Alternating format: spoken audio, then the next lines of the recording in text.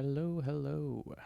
Welcome back to more Steam Workshop development here at Handelabra Games. I'm John. I am the lead developer at Handelabra, and we're going to be working on some more Steam Workshop support. There's been a lot of people working on making mods now that we have the engine programming connection available, and that is really cool. Did want to mention that is certainly something for people who already are familiar with programming and are more advanced developers. We're going to be providing more documentation and things to make it easier for people to get started, but we wanted to make something available so more expert coders could get into it. But yeah, so if you aren't sure yet what to do, don't worry. You don't need to start yet. You can wait for the docs and examples. They will come. We're working on it. Yeah, beginner support. That'll come. You can always, start learning how to program in C#. There's lots of basic stuff you can learn. I don't think jumping into trying to work with the Sentinels code base is a good place to start. It's pretty advanced stuff. So yeah, without further ado, welcome Lucky00, Fosuke, 354. It's time for flying Doritos, all those things. So what have we got on tap today? I wanted to mention a couple of things. First off, so we did ship out that sample last week.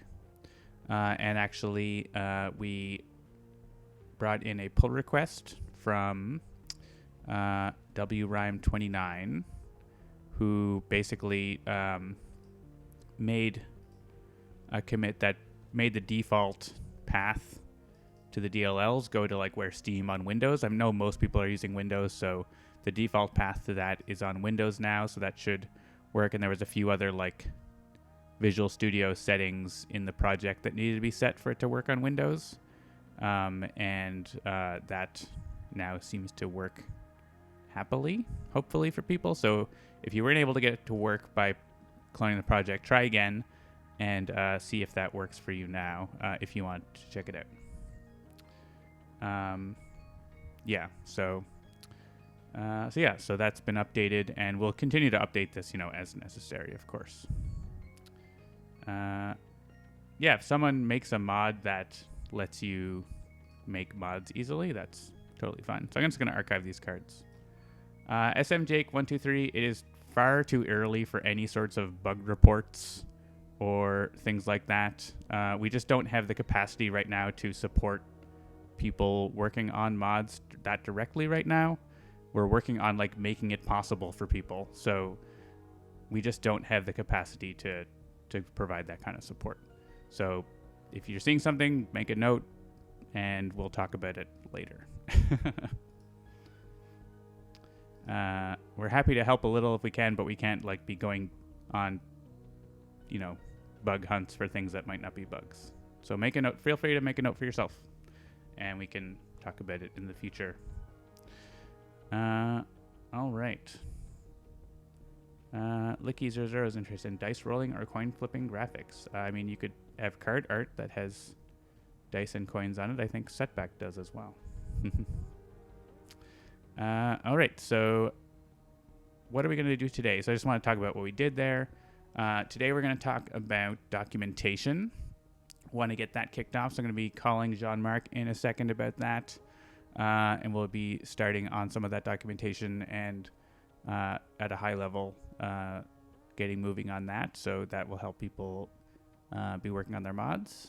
Also want to be starting looking at a specification and setting up, how is your mod going to be structured, and getting into loading a mod at the UI level, which right now it's not doing. I sort of, prototyped that, but we need to, at least let the game be able to load up a mod from the UI so you can try it, at least start testing your mods out and making sure your code is working on the Unity side, not just on the low-level engine side. Excuse me. So that's that stuff. So I'm going to give Jean-Marc a call and we can talk about it. Talk about it. Where is my Skype? It's on the other screen. Let's see if Jean-Marc is online. Hello? Hello? Looks like my computer can hear you, so the stream should hear you. Say hello. Hello? Am I on the internet yet? You're on. I'm getting some weird monitoring happening. It's just in my own ears, though. I don't know. Can you try muting?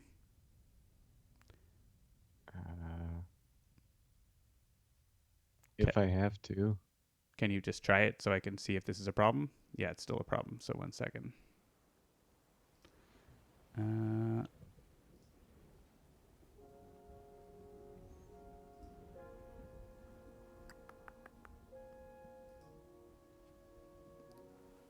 Try saying something. Something. Hang on. I think I know what's going on. How about this? It's still coming into my ears a little bit weirdly, but does that sound okay to you? Yep, that sounds good to me. Okay. Hopefully it's all right. Looks Okay. like the chat can hear you. Yeah, I think the weird clipping I was getting is gone, so it was some weird thing happening for me. Right. It's just in my own ears, but it was distracting and I didn't want it. Sure. Cool. So I want to chat about getting the documentation kicked off for Steam Workshop. So I actually started off on a Google Doc. I'm going to send it to you in Slack. And we can take a look at that. So we're not going to, write all the documentation today. But that's good. Yeah. But I think, we can flesh out the outline of what it's going to have. And maybe we can, talk about some of them at a higher level. And then, we can have you and David tasked with starting to write these things down and get them out sort of at probably some sort of, whether we post it on a wiki page or a public document format or something like that.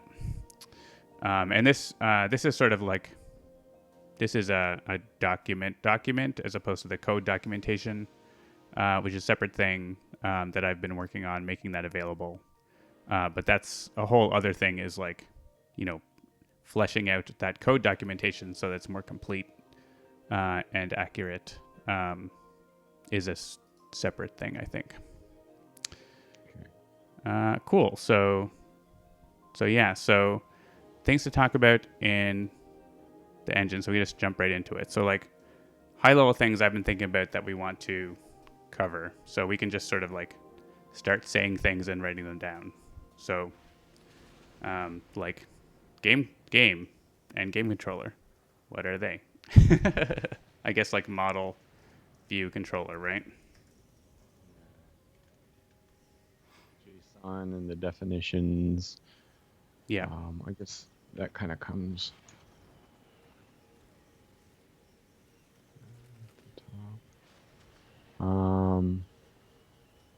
yeah, model. Yeah, I kind of wish that the way of, instead of saying model view controller, it was model controller view, because that's how I think of it. But anyway, that's just... I guess it just rolls off the tongue better that way. Right. Yeah, so the model, I guess we can like sort of break this into like the model has like game, turn takers, cards, locations are sort of the big things. Yeah. There's like the RNG, saving and loading.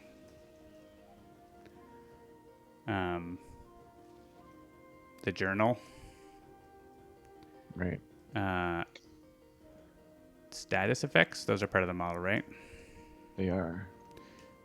Saving like card specific data, which I think are called card properties.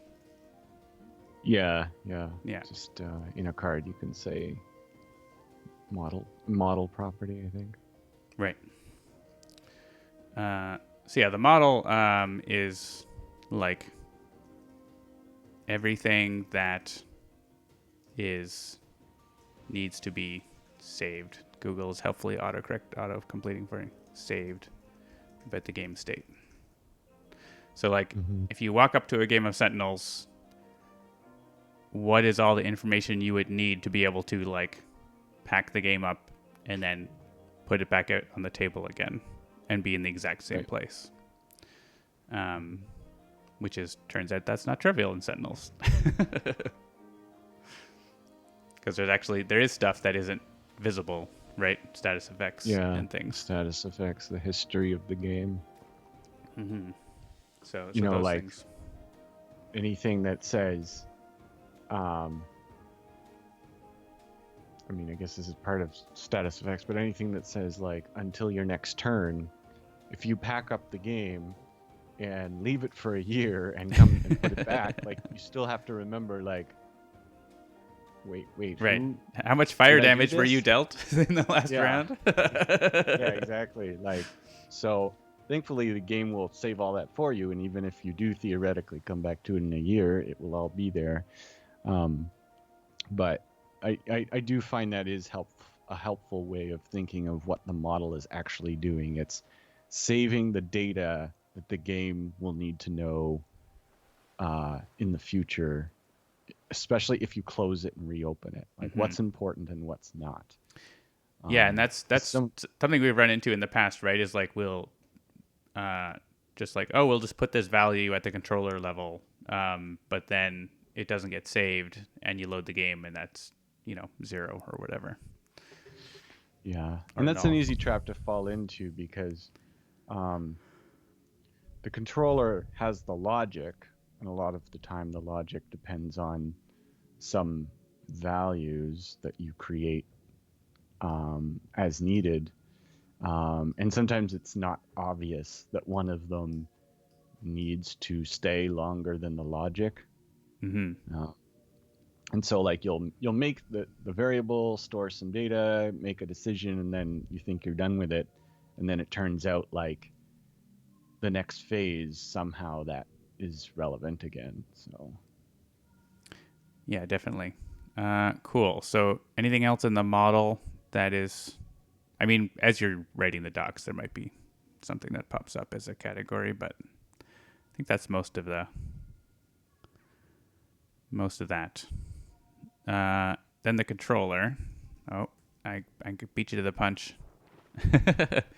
Is basically like the rules of the game. Yeah. And what cards do. Basically. Right. And that might be not obvious to somebody like, up here in the definition. I mean, the definition is basically what do the cards actually look like? Right. Basically, like if Unity wants to create a card, it has to know a lot of things about it. The text, target values, colors, right? What kind of card it is, all that stuff. But it's easy for somebody to think, if I just put all that information there, that I'm also writing the logic, especially if they're not used to programming. Like it might say, oh, like if I write what I want it to do, it should know what to do, but it's like it actually has no idea what you're telling it to do. It's just like that's just telling the player who's looking at the card what it does. So in the controller is where you implement what your cards actually do.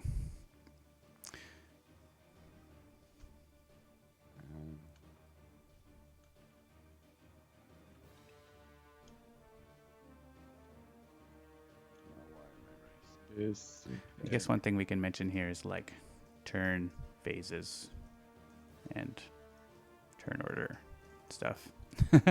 It's something that's dealt with in the model, but it's like stored in the model, but then like controlled by the controller. Because like Wager Master. Yeah, most of the time you don't need to worry about that stuff. Yeah. One thing I think as like a high level thing is like the model is not anything you need to worry about for your mod. Like you need to worry about like you need to know how it works to some extent, but it's not something you're going to be changing. Whereas all your implementation of what your cards do is at the controller level. Yeah.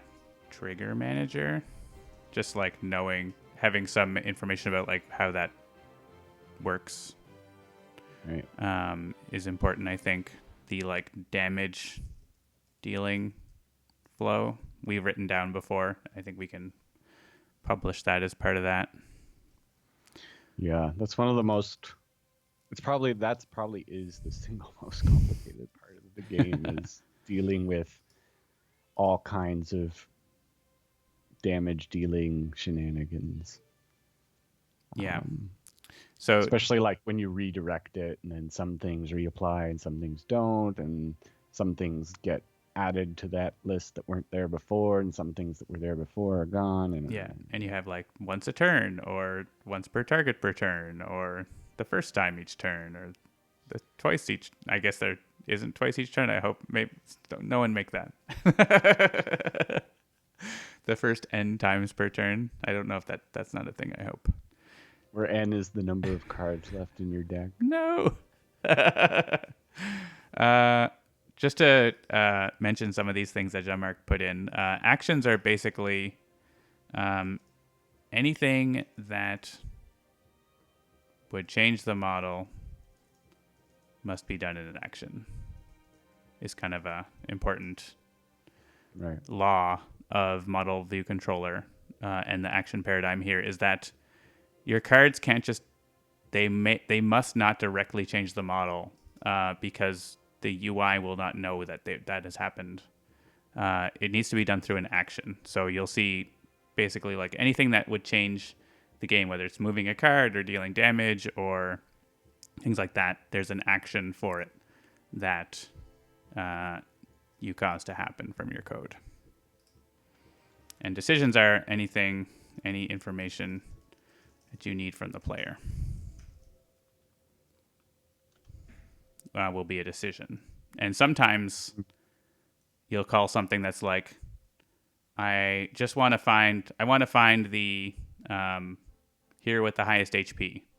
And if that's not ambiguous, it just comes back. But if it is ambiguous, the user's actually going to be asked for that, which hero is considered to be the highest HP. And your code doesn't need to care about that. It doesn't need to care that that is a decision. If it's just going to get the hero that's the highest HP, whether it was ambiguous or not, which is really nice. For anyone who's interested, like, because John just mentioned anything that would change the model must be done in an action. Two of the big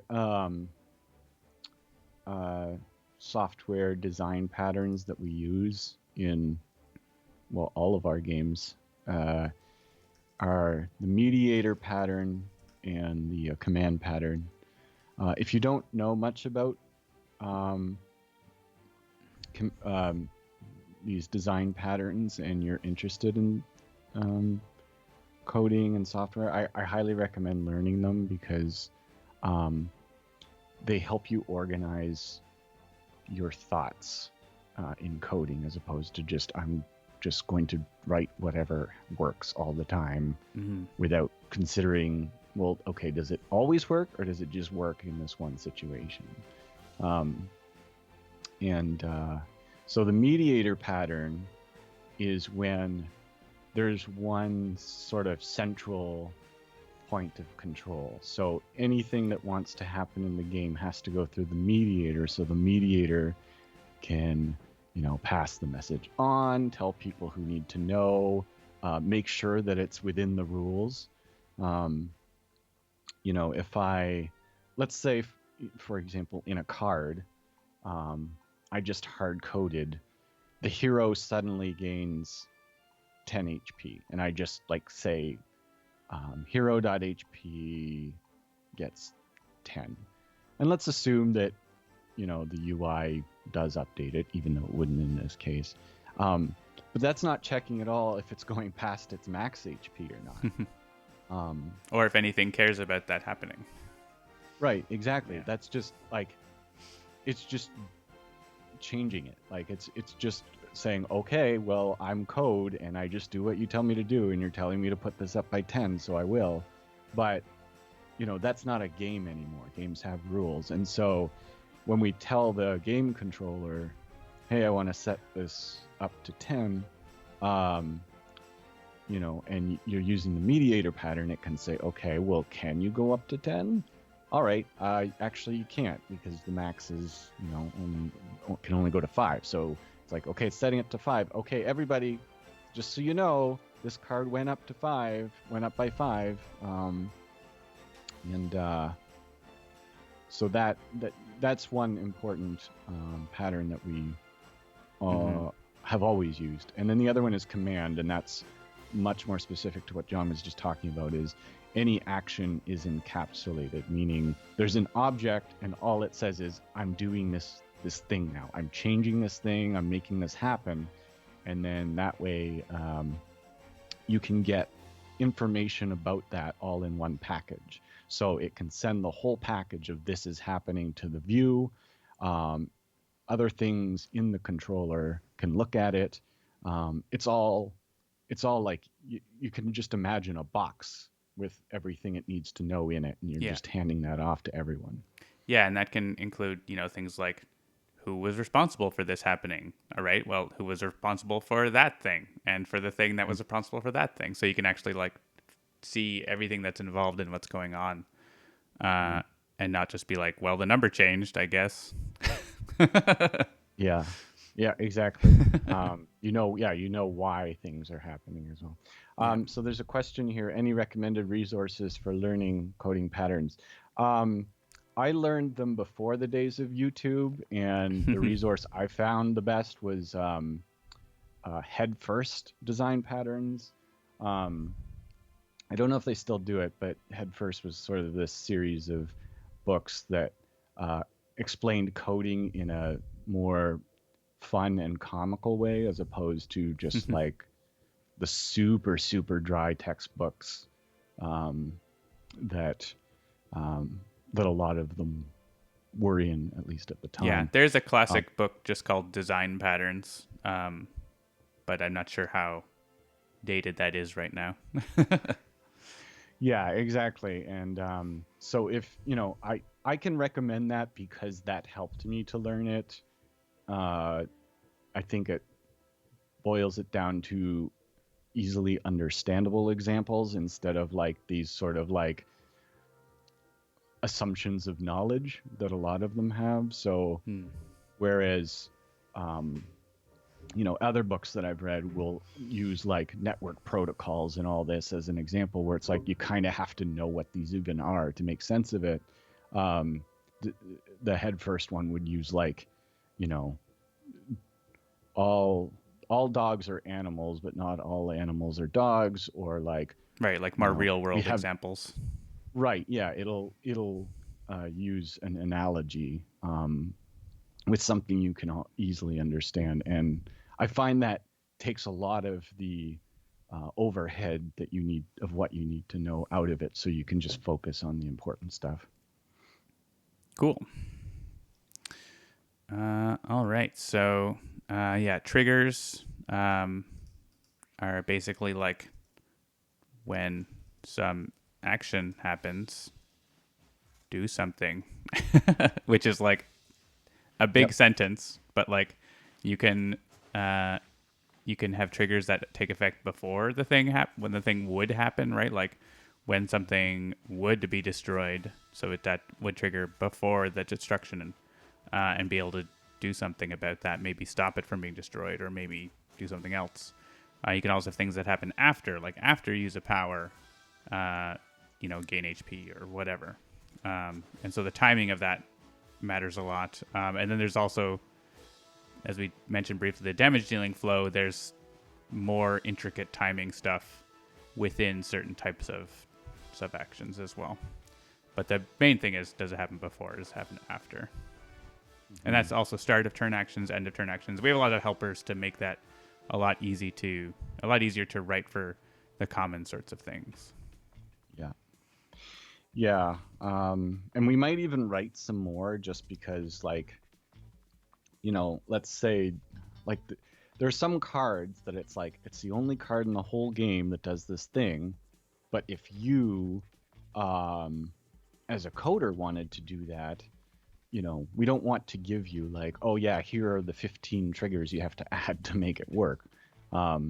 So it might be good for us to make some additional helpers that don't exist specifically so other people can easily access that stuff. Right. And the controllers where you like create, I think there's an action for adding a status effect and expiring them and stuff like that. Your card needs to be able to do that. Special strings are the weird term we use for, but we don't even know what to call them in the UI, like extra information on the full card view. Like basically, status effects are also shown in the lightning bolt, right? But special strings are just shown on the specific card generally. They can also be shown up in the lightning bolt, but basically like things that'll, when you pull up the card in full, it'll be like, here's the hero tag with the highest HP because this card talks about it. And your cards can have those too. Yeah, and those, I think people will like having those because it allows you to write basically whatever you want when you bring up the full card. And, some people might want to say, like, the odds of something happening or whatever. And yeah, you can put anything you want. So yeah, and basically any extra information about the card you want to give to the player, you can do it just by making a special string. I'm sure someone's gonna like implement a novel in Sentinels with them. I mean, if that's what you want your mod to be, read a novel except in the game. Yeah. When you pull up this card. Yeah, so villains have like turn taker. They have their own special rules for game setup and stuff. That's covered in the controller here. Yeah, and as I said, the trigger manager, we're not going to like discuss everything about the trigger manager, but it's useful to know sort of a rough idea of how it works as well as the damage dealing flow.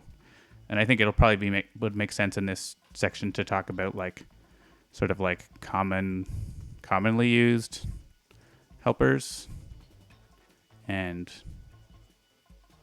yeah, basically like I want like common things you need to do. Like I need to deal damage. Well, all right. So is it a hero dealing damage and you're choosing a target, or is it a villain dealing damage to the highest HP? Like there's different functions you want to call for different things. The Masterpiece Theater Guys variant. There you go. Anything else in the controller side that comes to mind? Let's see here. There are some that you won't really need to interact with much. Like we have controllers for powers, achievements, right. Variant unlocking. So there is extra stuff that you will see when you're poking around, but I feel like most of those, like, you're not really going to do anything with them. So yeah, they're just they're there, but they're not going to be something you need to worry about. Yeah. So we don't need to document them for you. So the biggest thing under technical details, I think, is coroutine boilerplate, and like just explaining why that works the way it does. And I think it's important to understand why that's used and why it's important. And so we'll have a section that talks about that. Mm-hmm. I'm not sure if there's anything else that's, I guess there's fixed value versus dynamic value helpers is probably important to know about in the controller side. There used to be a bunch of like restrictions on certain functions you could call based on iOS, uh, like issues with Unity and iOS, but those are all gone now, I think. And also, this is all stuff on Steam, but there's the potential for mods to come to mobile in the future. But I think all the stuff that we used to like say you can't write this code, it's not a thing anymore. So I still do out of habit. yeah. Like I have it in my mind. You must do it this way, and so it's just like it's hard to change when the habit's in there. Yeah. Yeah, I guess there's like C# language version, which right now is like stuck in an old version. And hopefully we can move that forward, but right now it's still, you don't get like interpolated strings and stuff like that, which is sad.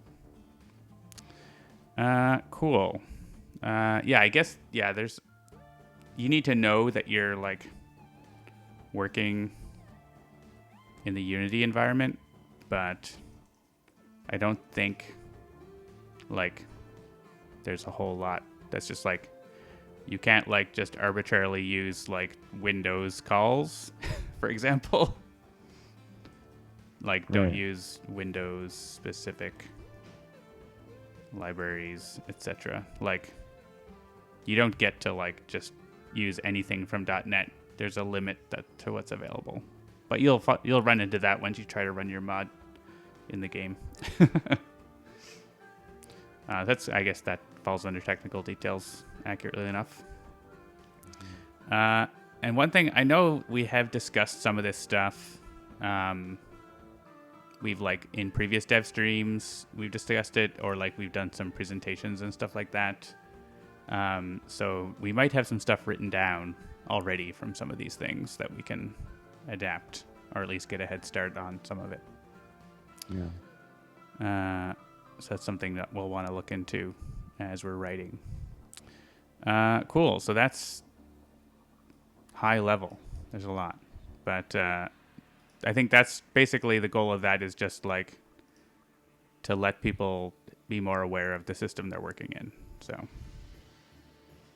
and how it all works. So I think it's good to have a section for best practices. Like code, we're not going to try to control your coding standards and tabs and things like that, but like just things that we've learned from writing lots and lots and lots and lots and lots of Sentinels cards,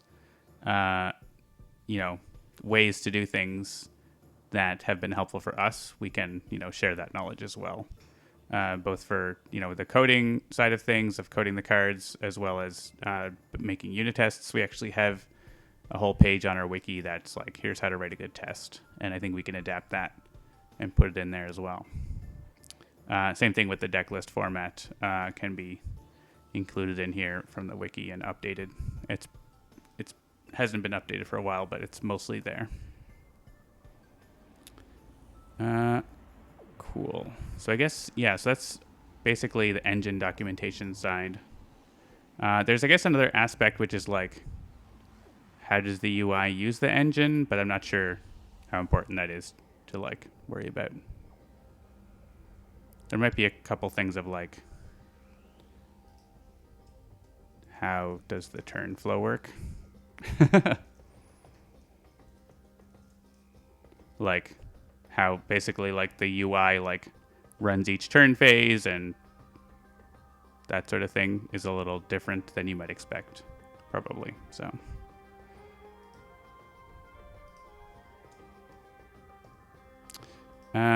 And so that's engine documentation. For other documentation, we'll be documenting, how the folder structure and file structure of your mod needs to be, all the resources we talked about, graphics and sound and other things. And we'll be, documenting all of that so you can see what you need to make and where to put it, and then examples as well. Cool. So, what do you think? 20 minutes, 30 minutes to do all this, Jean-Marc?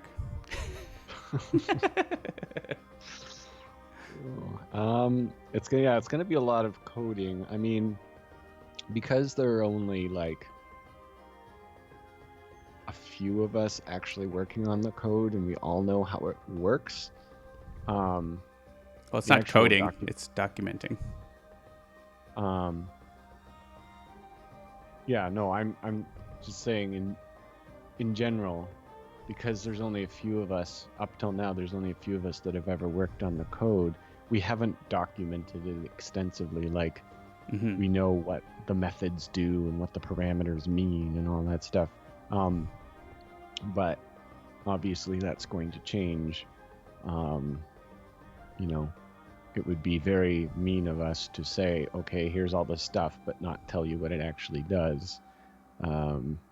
So I think that's going to take a while, just because we, there's a lot, and we haven't had to do that before. So yeah, just banning a spammer here. There we go. Yeah, so this documentation is sort of one thing, which is like, we have actually, I know we probably got some of this in like design documents and stuff that we can adapt as well. Maybe I'll just note here.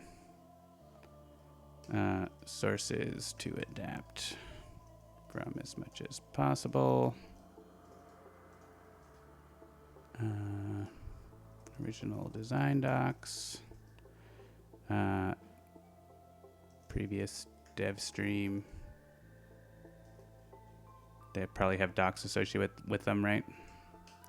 I think we definitely did a presentation about unit testing once. I don't know where it is, but that had a lot of information in it. There might be some blog posts that we've made with some. I think we've made some blog posts with more information as well.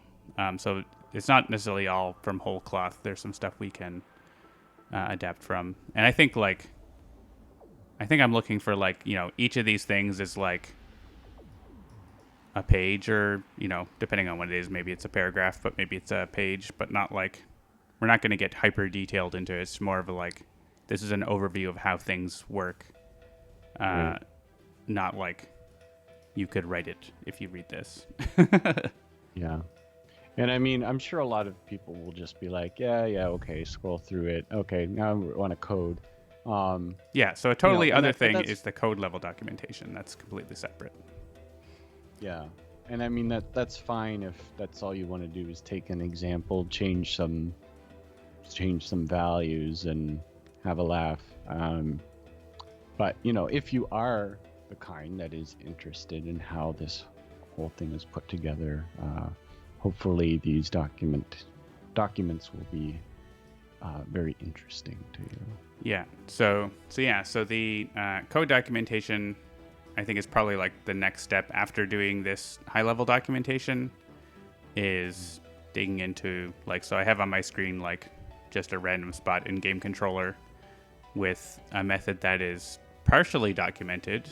It has a summary and 4 parameters documented out of, looks like 10, at least 10 parameters. So there definitely, it doesn't talk about, it probably needs a little more detail. It needs to talk about what the parameters are, a little more detail. And there's, of course, lots of, when I turned off the warning, I disabled the warning because I have it generating the XML now. And there's it's like, there are 10,000 undocumented things. It's like, you need to document every card controller's play method or whatever, right? Which is like, obviously we're not doing that. We're only going to document the stuff that's like the API basically. Right. But that was kind of funny. Oh yeah, that's another thing I'll add to the talk is, let's see.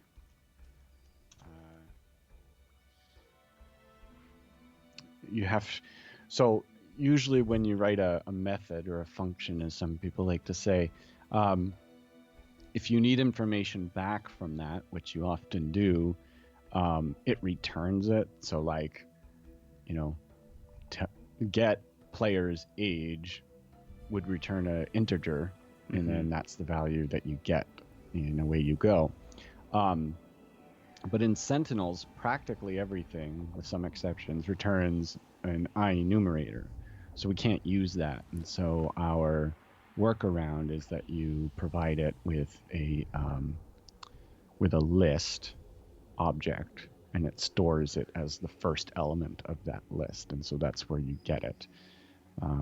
Or sometimes multiple things, yeah. Basically, you just give it a collection that it can return you the results in. Yeah. And we always call that stored results so that when you see it, you immediately know that's, you know, that's what it's for. Yeah, and then there's several and like helper functions that you pass. You can pass the store results to be like, hey, I got these results from this, function. Did something gain HP from this? Then you don't have to like have the logic about that every time you use it. Right. Which can be handy. And that's just and that's an actual function call that has a result and not a coroutine that you can't get a result directly from. Right. So yeah, cool. Yeah. So I guess basically, so we'll chat with David. He's out today, but we'll chat with David as well next week and figure out sort of like divide up some of this work and can get started on generating that documentation and making it available. Mm-hmm. There's a big space to write it in here. I think we'll probably just write it in this document and then we can figure out how to publish it. Maybe it's just publish the Google Doc. I don't know. That's probably fine. We'll see. Cool. So yeah, that's about all of that, I think. Anything else that we missed? Maybe. I'm sure. Yeah, that's basically the overview of what documenting will look like. Cool. Well, thanks for joining me for this, Jean-Marc. I'm going to get to some other programming and stuff, but wanted to have this little sort of documentation kickoff be part of the stream today. For sure. Happy coding, everyone. All right. Thanks, Jean-Marc. We'll see you later. Yeah, see ya. All right. Thanks to Jean-Marc for that. I think we have a good overview of what we need to do there. And we'll get started on that. And hopefully we can, give some updates on that every week in terms of how that document's coming along. And that will help you sort of have an idea of how things work. That might be a little easier than having to watch hours and hours of me rambling. You might want to do that, though. Okay, so I'm going to close that. Well, I'm just going to close that. I could link it, but then it will be a private link on the public Trello board. I don't know if that's good. That's annoying for people. All right, so, you are here for that, but I don't think that can't be the primary documentation is here, watch 100 hours of dev streams and then you might understand what's going on. Nice to have a 20 pager that you can read. All right, so I'll just add a bigger outline. There we go. Let's add Jean-Marc. No, Jean-Marc's not on the board. That's okay. Cool. So one thing I was doing earlier this morning was getting that XML documentation generated. And that's actually working now. And that's going to be really helpful. And we're going to get that available to you as soon as we can. Because it's incomplete, but it's still something, right? So if we pull up the my mod here now, I can actually see so it's not a lot, but this function now says deal damage to a specific target, fixed value version, right? So I can go to it and it has that documentation, and that's because we're now generating out an XML file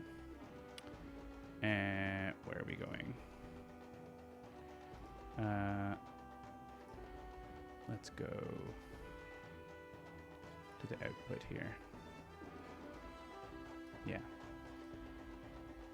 So, yeah, 20 pager, please. That's fair. And then, of course, also lots of examples. So, like, you know, all the documentation of all of the members that is documented so far is in here. And so the more, when we're going to, one of the things is, you know, continuing to add more and more and more documentation, because a lot of things that don't have a documentation, they just, you know, are named whatever, and they might have inline documentation that we can see, right?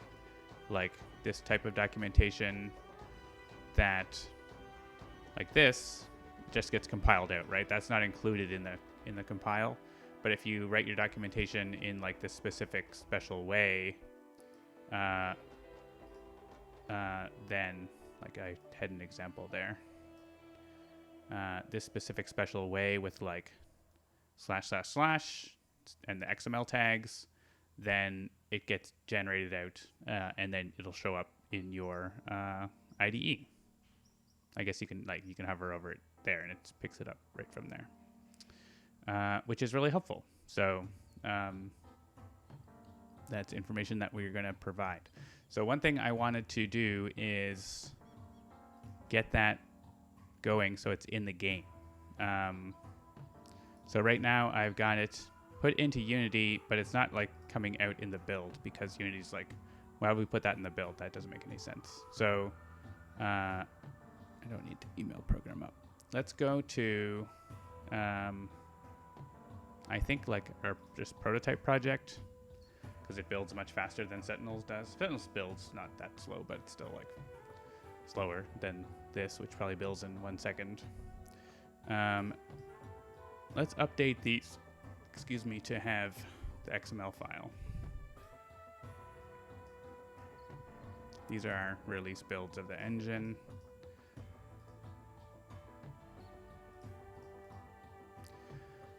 Okay, so now these appear here, and if we open up the mod loader, we can like find the documentation in the assembly browser of things, probably, right? Some of these, yeah, this one's documented. It's like, not everything is documented, obviously, but some things are. Because that XML file's there. So what I want to do, so if I do a build, let's do a build. We can just do like let's do a Windows build. It's actually a little easier to see. There's that copy PDB files. It's interesting. Yeah, build. Do I just type build? Will it make build.exe or something? I think I got to do it like this. That's a Mac build in that folder. Yeah, let's build a Windows build. It'll be very quick. Yeah.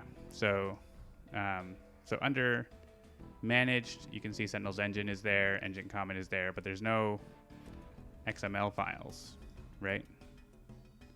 I wonder if I check the PDB is like the debugging files, but I don't think that's going to. That's not going to do it.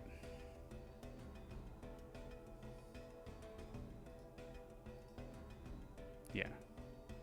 If we included debugging files, we could, and I guess we could include debugging files, but that's not something we're planning to do. All right, just do replace. Oh, I guess it did make these PDB files, but they were like, yeah, they didn't have the XML files, because Unity's like, those aren't part of, like, those are useful for us developers. Why would the players need them, right? The players don't need them. So, but since we want to make them available to you, I want them to be in there and not have to be like, hey, we updated the XML, please download it and go and copy it into the right folder like every time. No, it should just like come out with the game every time, right? So what we need to do is make a script that is going to put that in the right place. So there is a thing in Unity called post-process build. And we have to make an editor script. So because Unity is weird, to make a folder called editor.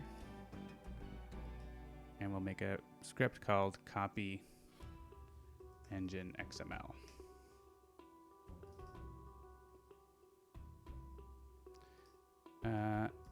And we need to basically use these.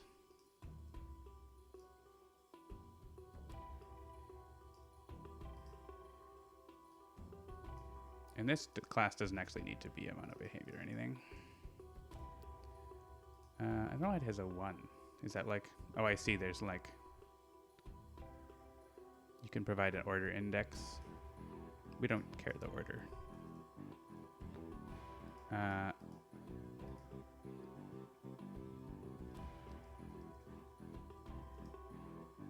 Let's just do this. So basically this is going to be run by the editor after the build, which is going to let us copy the files to the place where we need. So let's run the build. And we should see our log come out from our script here. Yeah. Cool. So what we want to do is copy the files. And so we want to copy the plugin XML files to the managed folder. So the destination path is going to be path.combine. Oh yeah, we need like system.io here.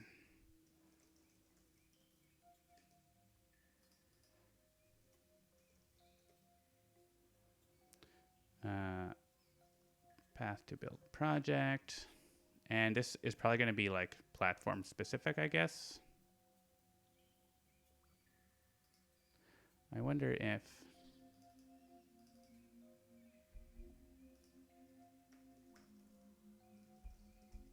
I don't need headphones on anymore, do I? Just like feel like I'm in a bubble.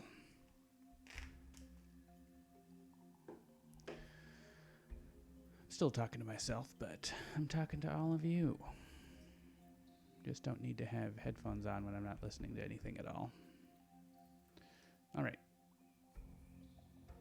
And that's fine. You don't need to hear my sound effects if I have any sound effects.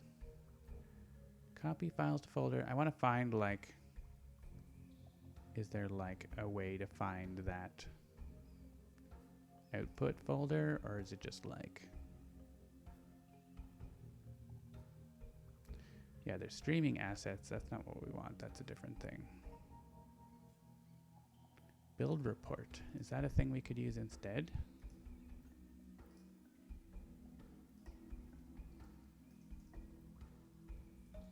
Maybe there's different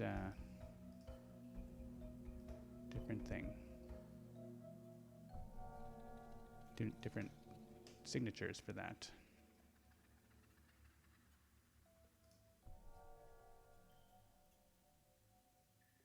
This is obsolete.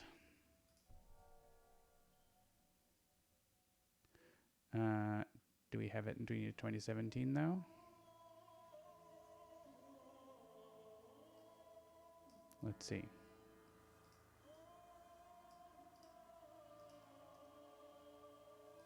Maybe.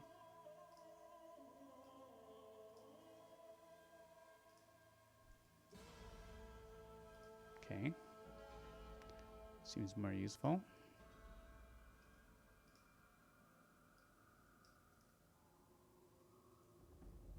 Let's try using that instead.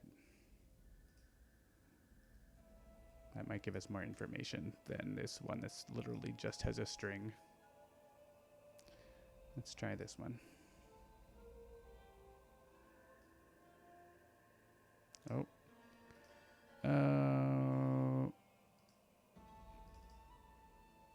I didn't get an error in here, so I thought it was all fine. When was this added?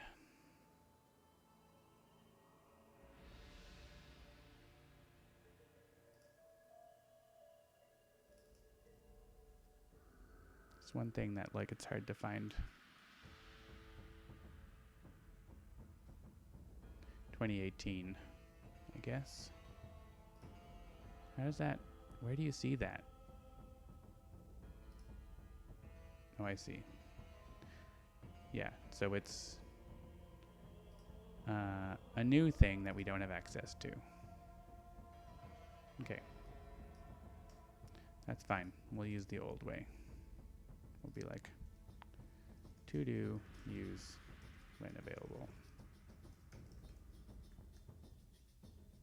That's fine. We're stuck in the past in Sentinels here. And it just is that way for a little bit. Hopefully soon we'll be able to modernize it, but right now it is what it is. Alright, we'll go back and see if anyone is talking about like that.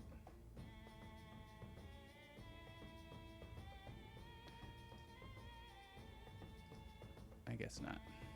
Target. Why am I not getting any autocompletes?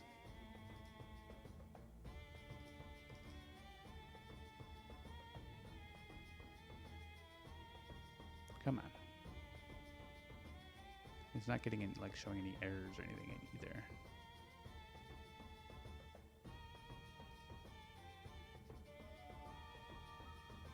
Now we're getting target dot. Okay. So target is just like whether it's Mac, whether it's Windows or Mac, right? Build, it's just an enum. All these things. So we just gotta like, based on, we only build for like 3 platforms, so we'll just do a switch on where we put it. So on Windows, it's like this.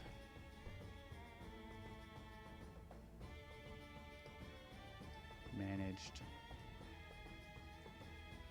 So let's see.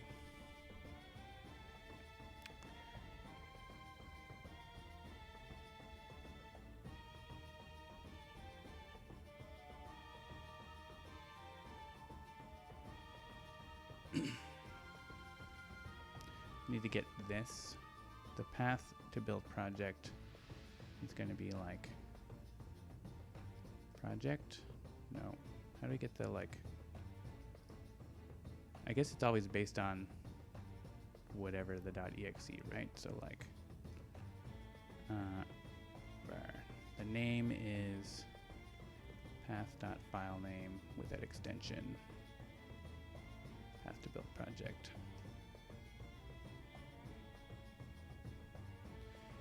And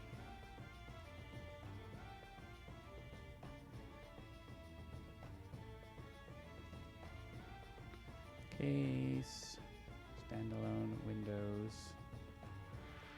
Sure, maybe Windows 64 can hop in there as well.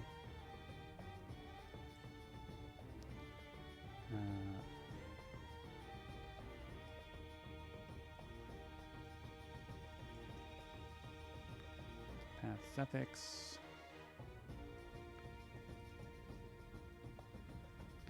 It's going to start with the name underscore data slash managed.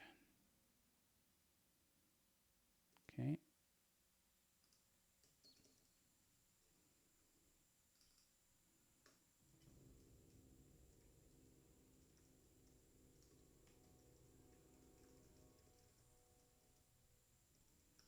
We'll just log it out. So, yeah, so like that.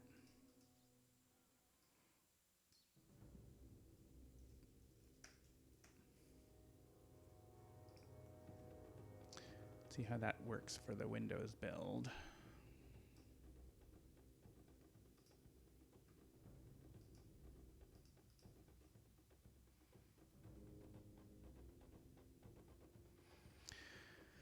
Oh, I didn't like that. Input string not in the correct format.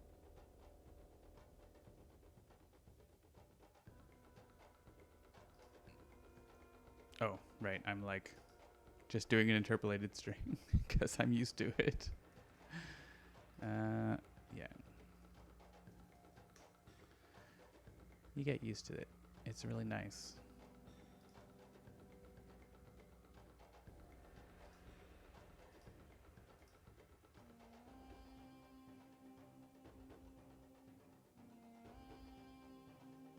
All right, so destination path is right. Actually, we don't want it to be.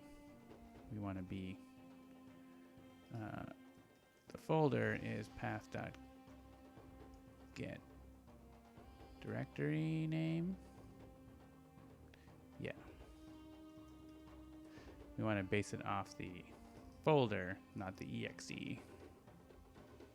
This might be something that's different based on platform. So we'll get it set up for Windows and then we'll do it for Linux and Mac.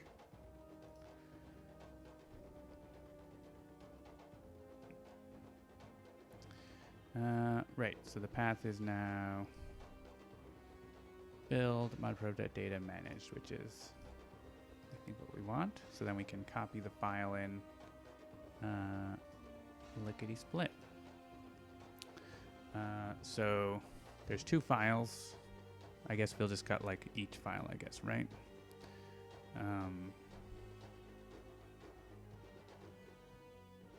We want to go directory.get files. Right, where are we in the context of this? I guess we'll probably look for like assets/plugins.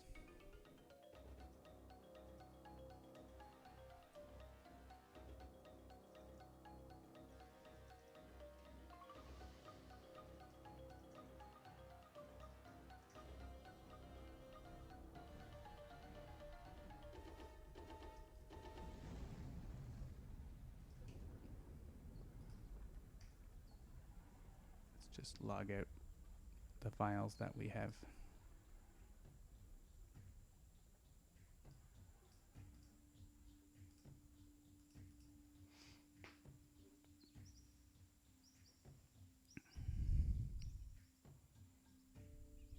Okay, there they are. Engine common and Sentinels engine. Cool. So then basically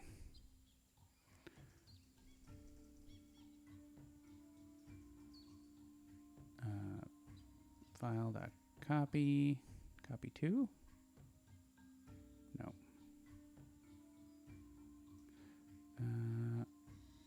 I don't know how, system.io. How do we like copy files? .file. .copy. Yeah. Oop. File.copy. I don't know why that wasn't coming up. Did I have something else? Oh, right. Because I was using like that, but it's actually like a static.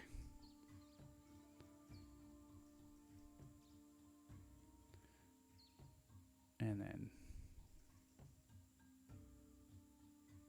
right, this needs to be like the actual path.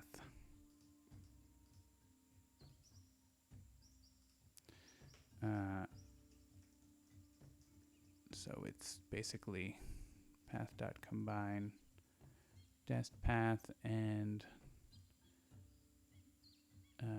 path.get file name file. And we can overwrite it.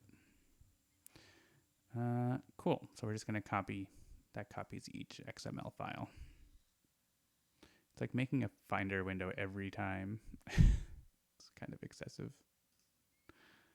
Every time I build.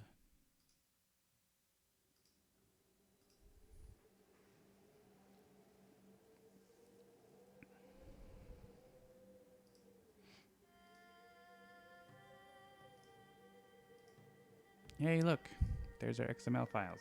It copied them in. Cool. And I'm just going to add a little quick login here.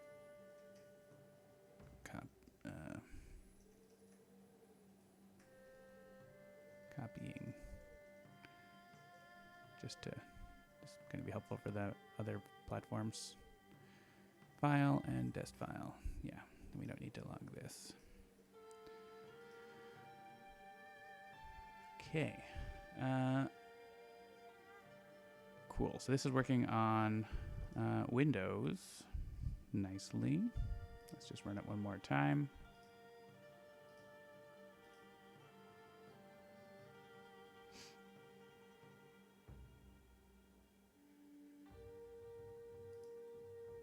Yeah, copying this to there, copying this to there. Great. Why are there so many? Close all. Woo. Okay. So let's do a Mac build, and maybe we'll just do a check here. Well, it's just gonna like fail. Let's just do this.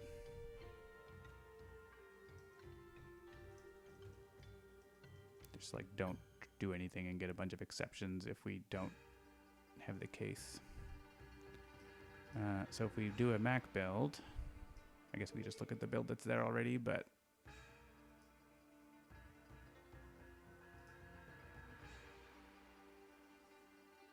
we'll do that.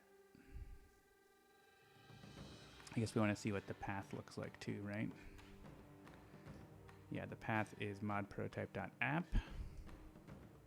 Yeah, so it's actually interesting because it's inside there, right? Like that's in the Windows build, it's like next to the exe is the folder, but on Mac it is actually a folder.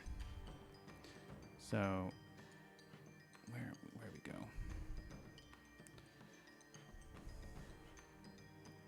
Case Mac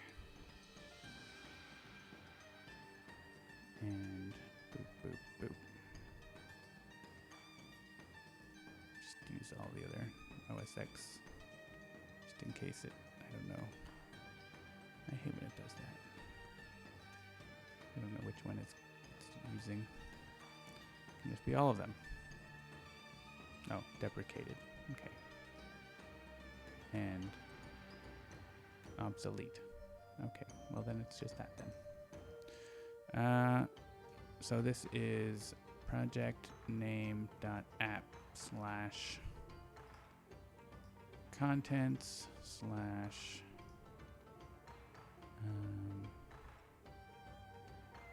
resources, data,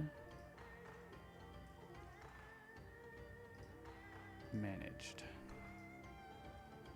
It's interesting, it's actually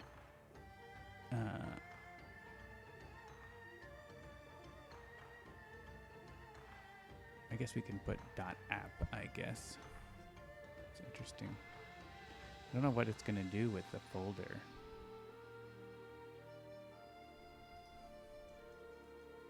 Like,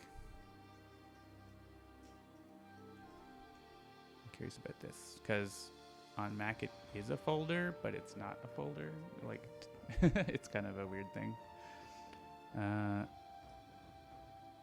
A bowl of jalapeno Cheeto mac and cheese. That's what I'm talking about. Got a Mexi style their mac and cheese. I put salsa and hot sauce and extra cheese in mine usually. All right, it's gonna be really annoying to like opening this all the time. So let's just, well, it's fine. So the folder, yeah, it shows up as build. So we don't actually want that. So we're actually doing more different things. So let's call like this like let's just call this dest path.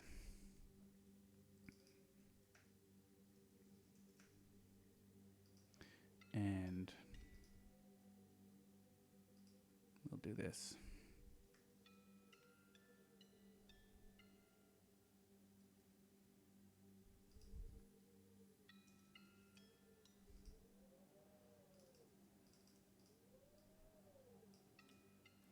We'll just create that destination path here.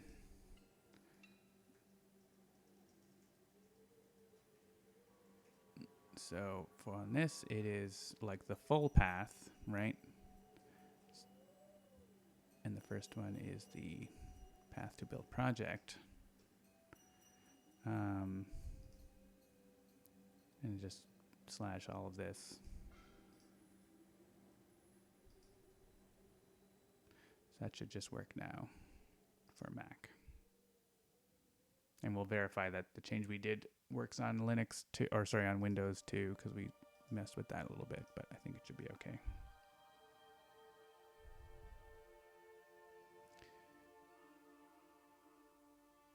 All right, it says it did the copying, so let's take a quick look and just make sure it's there. Contents, resources, data, managed XML files. And this is like 12 kilobytes and 100, like maybe it'll be a megabyte or something. This is only going to be done. Yeah, on Mac, I noticed it puts in the documentation for the Unity DLLs when you build on Mac, but not when you build on Windows. It's interesting, right? This will only be on Steam. It won't be necessary on mobile, so we're not going to be bloating the mobile build or anything. Don't worry about that. All right, let's just switch back to Windows and make sure that still works. And then we'll do Linux.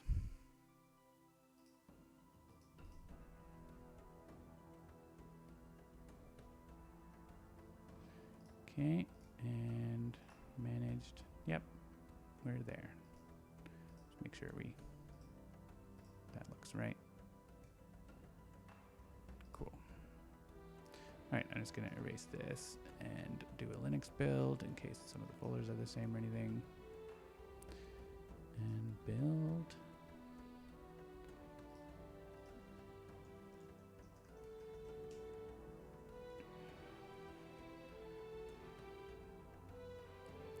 I know Linux does like a separate 64-bit build. Right, so it does the same thing as Windows. So let's just put those cases in here.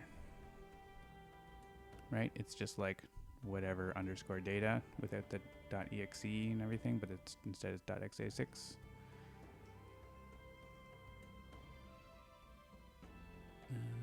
Standalone Linux.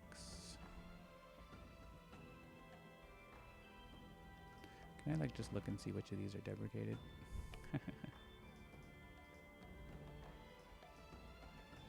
Yeah, I guess these other two aren't.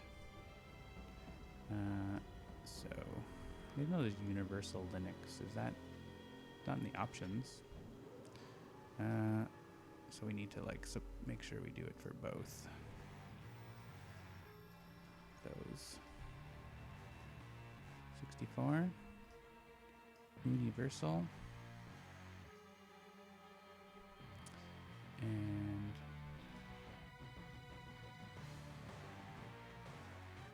yeah, let's just what am I doing? We're gonna do another build. No, yeah, there is a way to do Universal now. That's new-ish, I guess. I guess that's what we do. I think we only make 64-bit builds, though, for our newer games. It's just not... There's no one running Linux on a 32-bit x86 anymore. It's just not a thing. There's the XMLs. And let's clear that and do the 64-bit.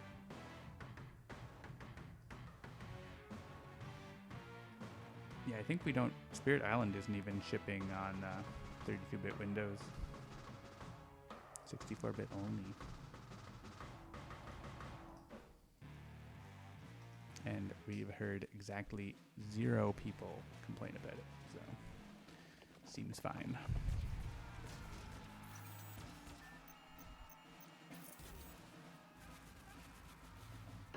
This is looking great. Okay, so I think we're happy with our little plugin here. I don't know why that was edited. Okay, so we're just going to copy this.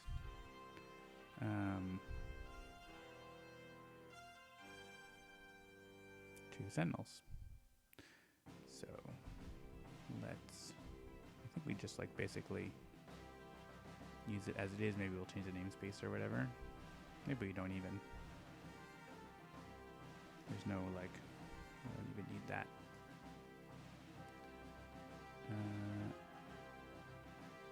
Yeah, we need to change like this folder, I think. But that's about it. So let's do that. Let's open up Sentinels and put that in there. Quicker to iterate on here, obviously, than iterating on Sentinels builds. Maybe it's not obvious, but that's what I did. So it was pretty quick to do that. All right, so we have an editor folder here. This has some other post-process scripts for iOS and other things. There's a folder called build support. Oh yeah, that's for helping with some other things. Okay. Let's just grab that script and put it in here.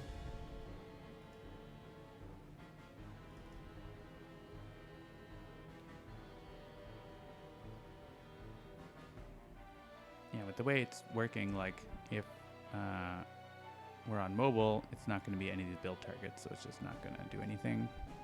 That we need to just insert the underscore Sentinels in here, because that's where it's underscore its assets, underscore Sentinels plugins, and that should be good.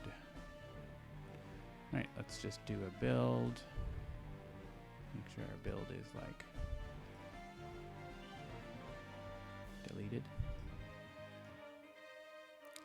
And just to make sure it's nice and fresh. And save that there. And then the next build of Sentinels on Steam will have those code doc files. Just like that. So we'll look to get a maintenance update with that pretty soon. And other bug fixes. There's more Oblivion bug fixes. There's always more. I want them to be always fixed forever.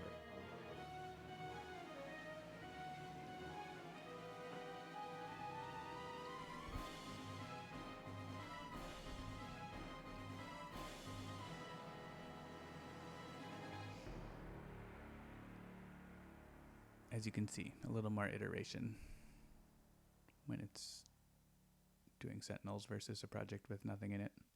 All right, so let's look in here. Contents, resources, data, lots of levels, managed, engine common XML, Sentinels engine XML. Not bugs, they're bonus features. Yeah, something like that. Cool, so that is excellent. So let's commit that script. And we'll say copy plugin XML files to the built player on standalone builds. All right, they're documentation files, just to be clear. Cool. All right, so that is that task that I wanted to get done, because that is going to be helpful for you all. I'm just, for now, I'm going to put up the files that exist just on here. Engine, documentation, XML files. And I'll write, these will be part of the Steam build of the game soon, but until then, you can copy these files into the folder alongside of Sentinels engine.dll to get autocomplete, or whatever methods we have documented. I guess pop-up documentation. And where are those files at? They are in should Probably look at them and make sure there's not anything embarrassing in them. Like my name, phone number, bank accounts. John? Nope. David? Okay, I don't see anyone's names. It's probably fine. It's probably fine. Launch codes? Yeah. Alright, so those are going on a Trello card here.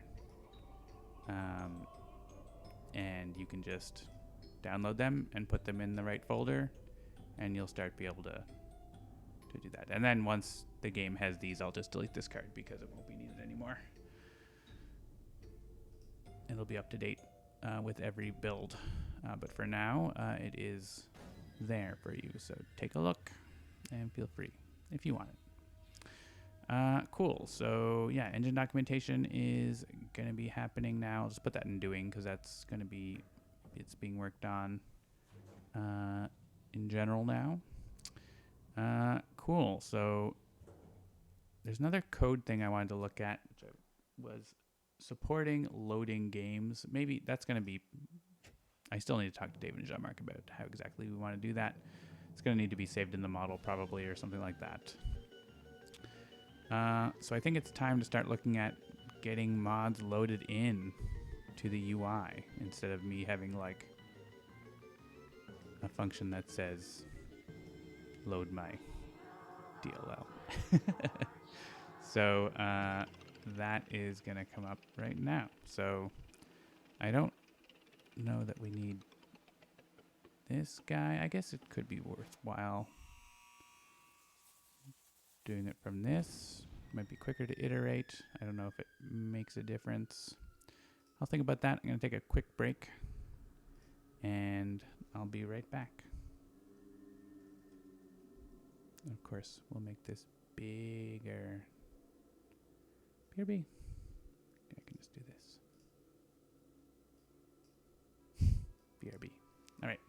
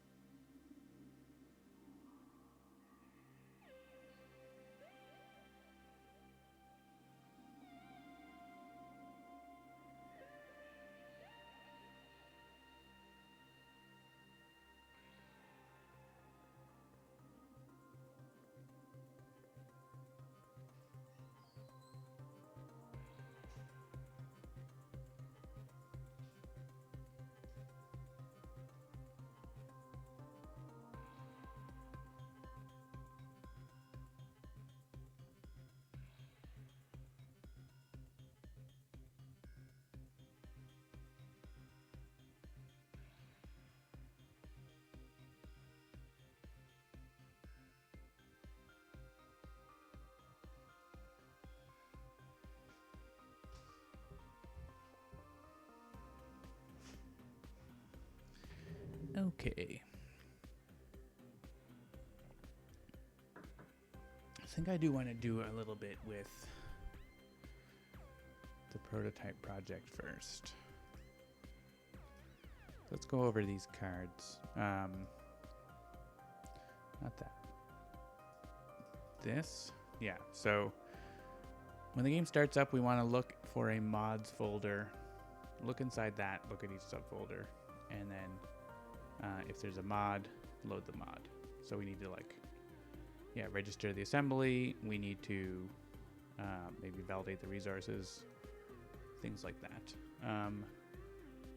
One thing I want to check, I don't like to prematurely optimize or anything, but I want to see like if you have like 100 mods, is like loading the assemblies like notably going to take any much time or anything. So let's try testing that quickly.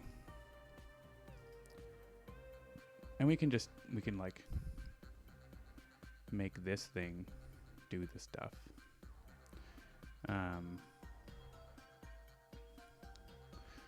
So just cut this, like, you don't need all this stuff right now.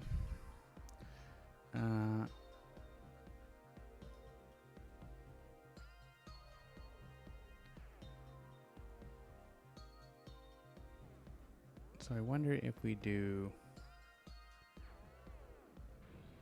this, can we like unload it? If we load it like again? Is there an unload? Can we just like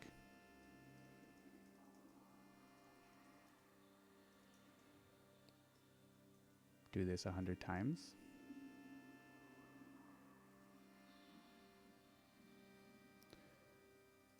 Will it like be like, haha, I already loaded it, you don't have to do that again?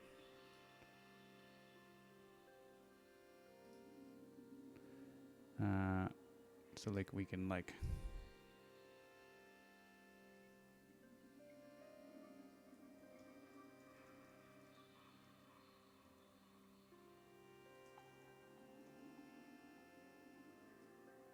I guess this is, make a stopwatch. System dot, there's a place where this is, right? .NET stopwatch. System.diagnostics.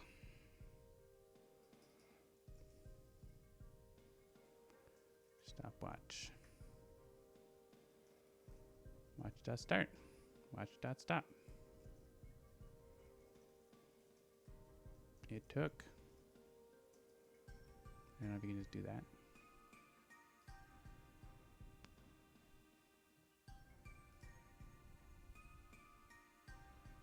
Nope. Your toString is not useful. Elapsed. Time span. Elapsed milliseconds. Sure. It doesn't seem to be taking very long, but I don't know if it's like, it took 13 milliseconds. So if I make this like 10,000. All right. That's noticeable. It took over a second.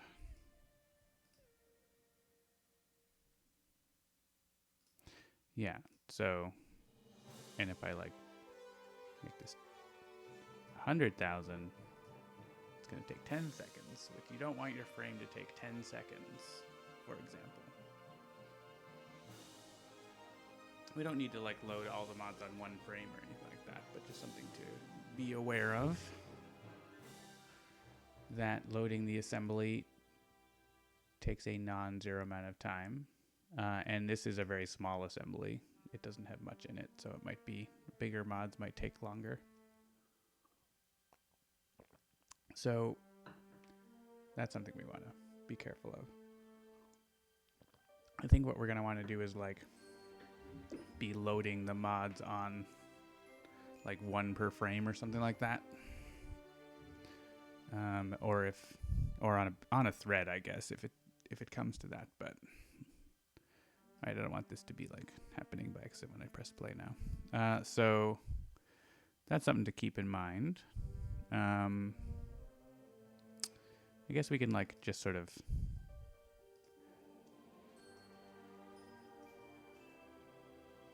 do a thing here.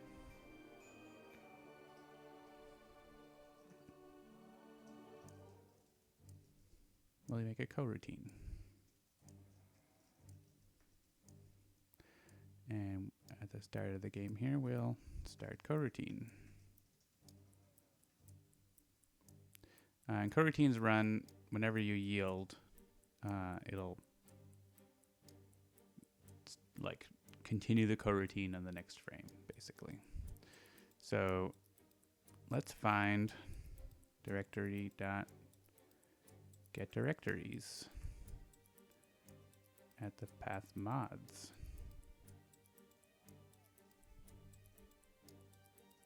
Sure. Got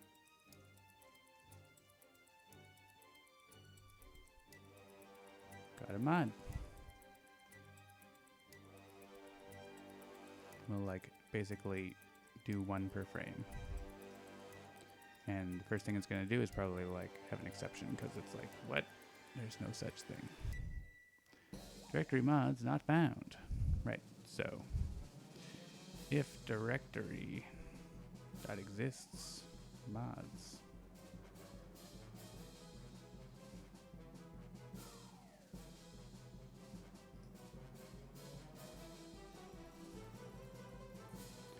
All right, so where is this path? Directory dot current, yeah.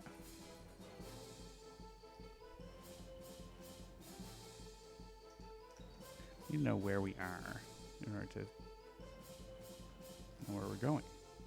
It's basic navigation, right? We are in the root project. This is when we're playing in the player here, of course. If we build a player, then it's going to be somewhere else. So, but that tells us that we can go into our mod prototype folder and, right, make a folder called mods, make a folder called Jake's mod, make a folder called Fosuke's mod, make a folder called Trident Love mod,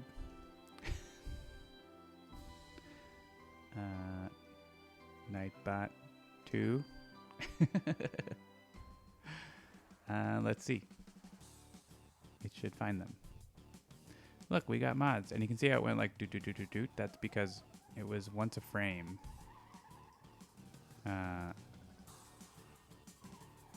Doing that, and actually we could like yield return, wait for seconds,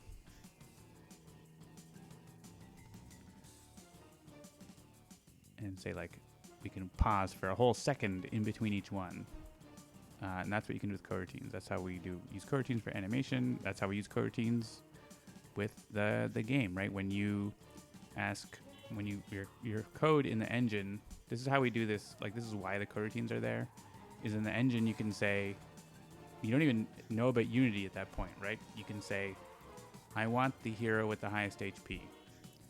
You don't need to know what the UI is going to do to get you that value.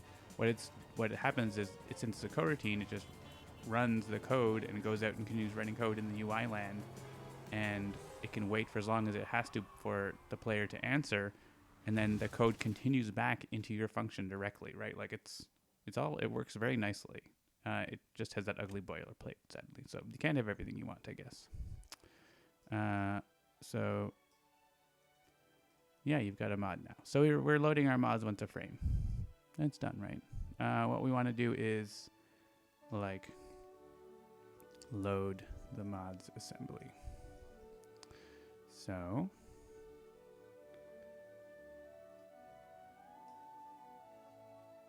do this, and now instead of like this hard-coded path, we can like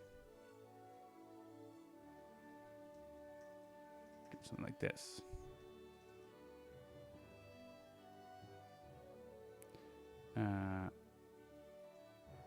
Mod, and then we'll probably just have like a fixed DLL name that you have to use.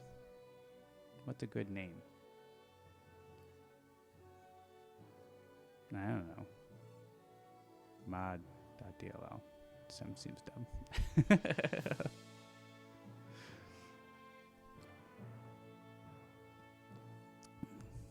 you have any suggestions for what the name of the DLL should be, I guess like the name of the DLL could be specified by your JSON file manifest. That would be fine. It can be anything. But for our purposes at the moment, it's going to be a fixed file name. And loaded assembly.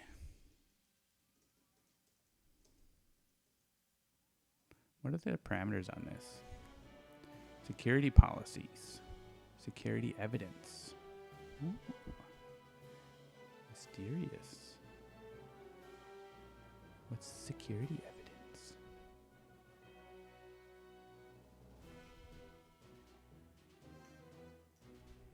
Is it like a, yeah, it's a class that we'd have to like, I guess you could like provide like a hash, right? And like make sure that like it hasn't been modified, but like we literally want people to be modifying. I mean, that's fine. That seems okay. Let's try this. It's gonna fail, right? Because there's no file there. File not found exception. This is why the real code for this is going to need to have exception handling. And we don't want to fail like all mods if we just fail this mod. So let's exception handle this. I guess one thing we can do first is like make sure the DLL exists. File that exists.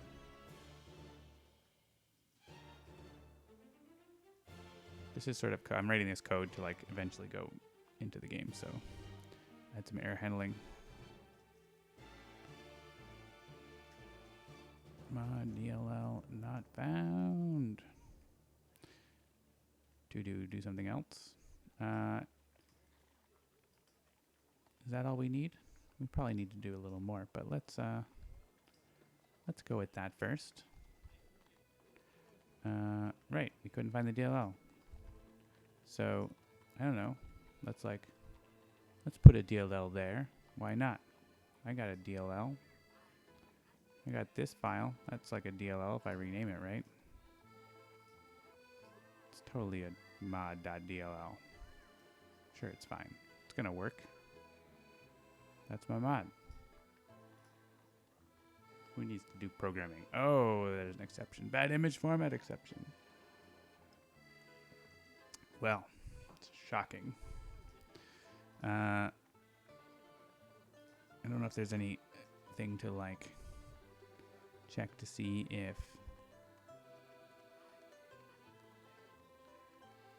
load file, load from, load.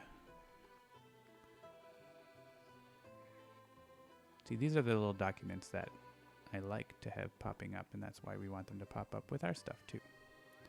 Reflection only load. I don't know what that means. This is where we're going to put the exception handling, because we don't know what this might throw. Weird stuff.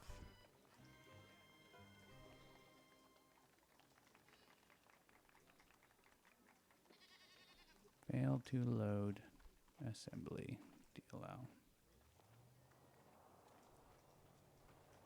I always like to log the error and an exception with, and just any exception, like if anything fails loading the assembly, it's bad.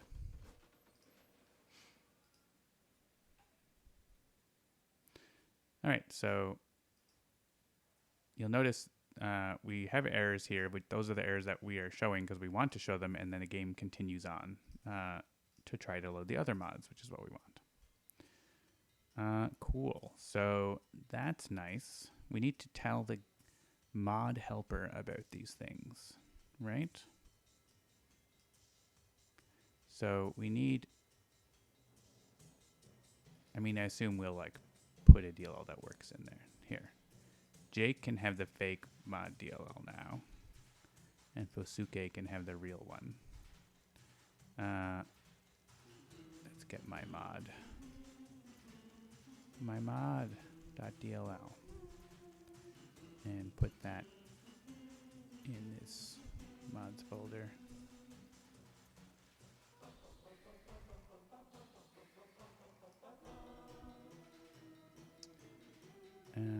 Yay!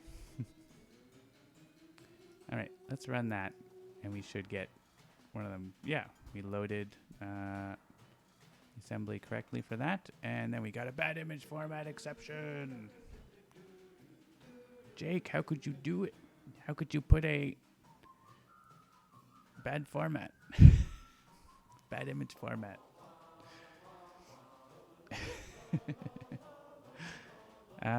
Cool. So you'll notice that we just have this line that's just like,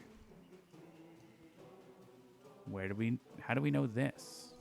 The assembly doesn't tell us that, right? I wonder if you can either get that from the assembly, or it can be something you have to provide. A.codebase string entry point evidence. Ooh, full name. If I can get like the default namespace, that would be cool.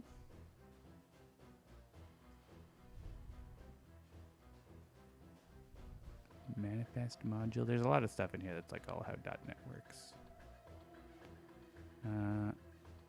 Satellite assembly reference.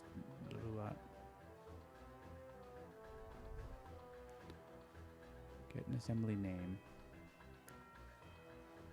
What if I just like a dot full name? I guess we can, this is somewhere where the debugger would actually be useful, because we can just like inspect it. Let's try debugging in Unity. Oh, there's two. One of them Sentinels with the other one.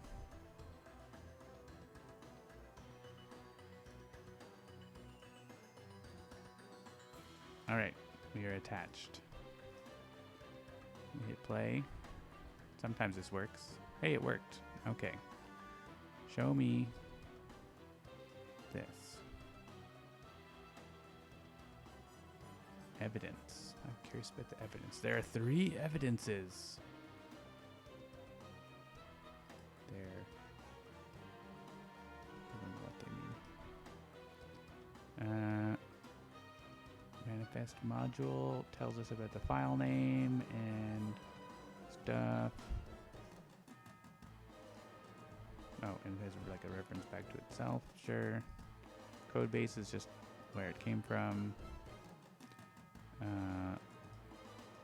It's not in the GAC. I don't know that this has anything. Carry on. .NET assembly namespace.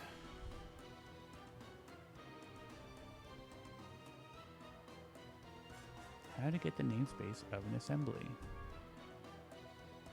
Assembly.getTypes. But the assembly can have multiple namespaces.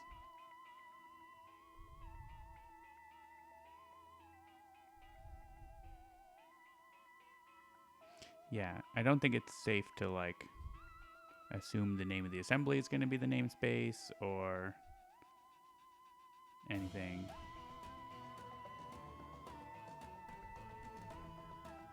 You just have to like get a type from the assembly and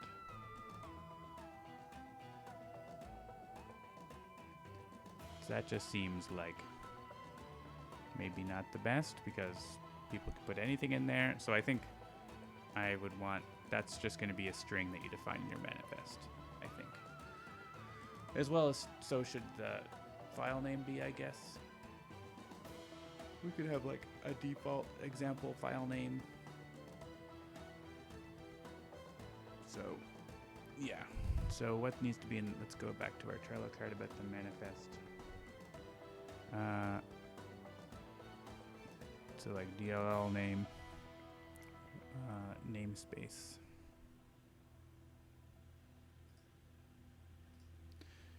We only need to register one namespace for the DLL. But I'm just concerned about like things not working right. So cool. So this needs to be a variable, which we need to get from somewhere. Oh yeah. Can't use the word namespace.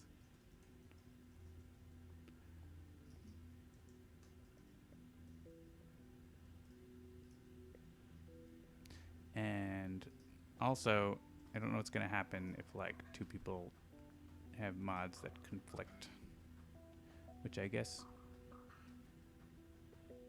I don't know. It'll just like, if you both have the same namespace, whoever gets loaded last is the one that's going to, like, add assembly, it just like puts into a dictionary. So like if you are last, you win, basically. So that's okay, I guess. Well, we're gonna want to have like some sort of registry of like, you can put in your namespace and identifiers and stuff so people don't collide. That would be nice. Okay. So that is, just going over a folder and doing that. And that's really all we need to do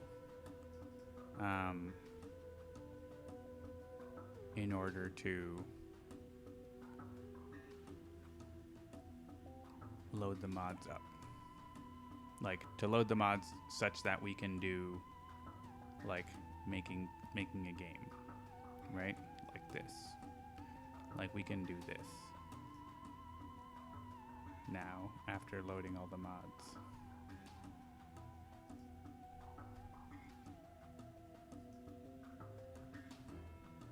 Assuming I didn't change the name of my things, I think that should still work. Yeah, there's our card controllers. Worst card ever, blah, blah, blah. So that's all good. This doesn't get us, we don't get to know what the decks are in the mod with this. So that's something that could be listed in the in this format, or it could be something that comes from like, your mod has to have a manifest class that we can load. I feel like just putting it in the manifest JSON is better though. Let's open up our little mod. Like basic, so let me open up. You might be wondering, like, how does Sentinels know what decks exist? Well, let me show you. So we don't like try to enumerate like what deck lists are in the embedded resources. I guess you could, but that seems slow and problematic maybe. We have basically just constants that say. So deck definition says these are the list of environments that exist. These are the list of heroes that exist. These are the list of villains that exist. These are the list of villain team members that exists. Promos that exist. When you're making a game that has like a fixed amount of content, this is not a problem. These are just the things that exist. You can add more when more get added, and that's just fine. But now we're talking about being able to extend this arbitrarily to any number of things. And so we could like have each mod have like a way for us to ask the mod in code. I think that just gets kind of messy. You would have to have like a particular file in your mod that's like using your namespace dot whatever. Like it seems awkward. I guess we would have like some class you would then derive and we'd look it up in reflection and or something like that. But that just seems a bit awkward. I think it'll be in the data in the manifest file. Trident asks, will it be smarter to try to put all the things you're making in one mod, as it were? I mean, that's more of a like marketing decision for you, I guess. Like, would you want people to be able to like get like? Do you want to package it up as like an expansion of Trident? You know, the seas of the Trident or whatever, or is it like just one hero that is what it is, and it depends on what you think people want, really, right? If you think people will want them one at a time, or if they think they'll want them like all together, and maybe you make like multiple packs or whatever. So it's sort of up to you how you want to do it. I think definitely like if you do split it up, then like just whatever is in that mod goes in that mod. Don't like include everything in each version or whatever, right? Like then you end up wasting people's disk space and potentially causing trouble on the code base side. So it might be easier for you to put it all together, and that's totally fine as long as you think it makes sense for what people would want from your mod. If that makes sense.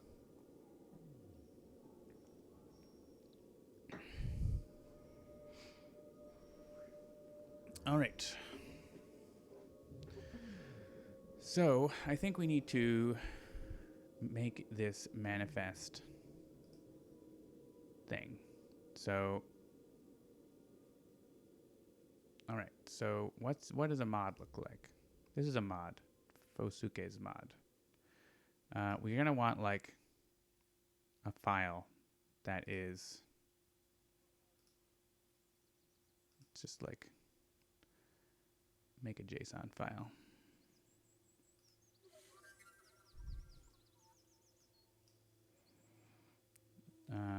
Let's call it manifest.json because that's what it is. And it will be like that. And then let's open up an embedded editor.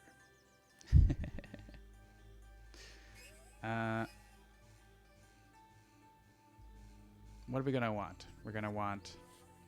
I already said that it had the namespace, didn't I? Namespace. I guess we have like title. Namespace, workshopping, or whatever your namespace is. This is my mod. This is like is the best. User visible string. Author. Definitely Fosuke and not Megan P. That's the author of this.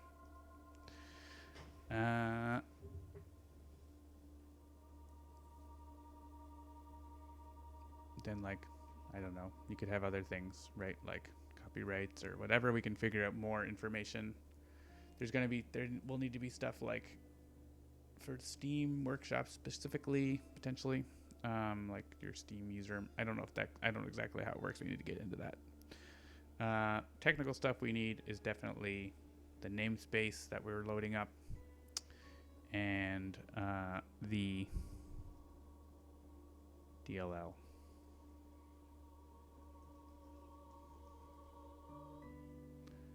And we'll just call it this so that the other loading won't work. Cauldron team is also interested in this. 52 decks are a lot to bundle into one mod. I mean, for something like the Cauldron, I don't know. I don't know how the Cauldron is organized. Is it like considered one expansion or multiple expansions or whatever. Like that's something that, I mean, it's really a sort of something on the mod author side to figure out how you want to organize stuff. I don't think there's any technical reason one way or the other.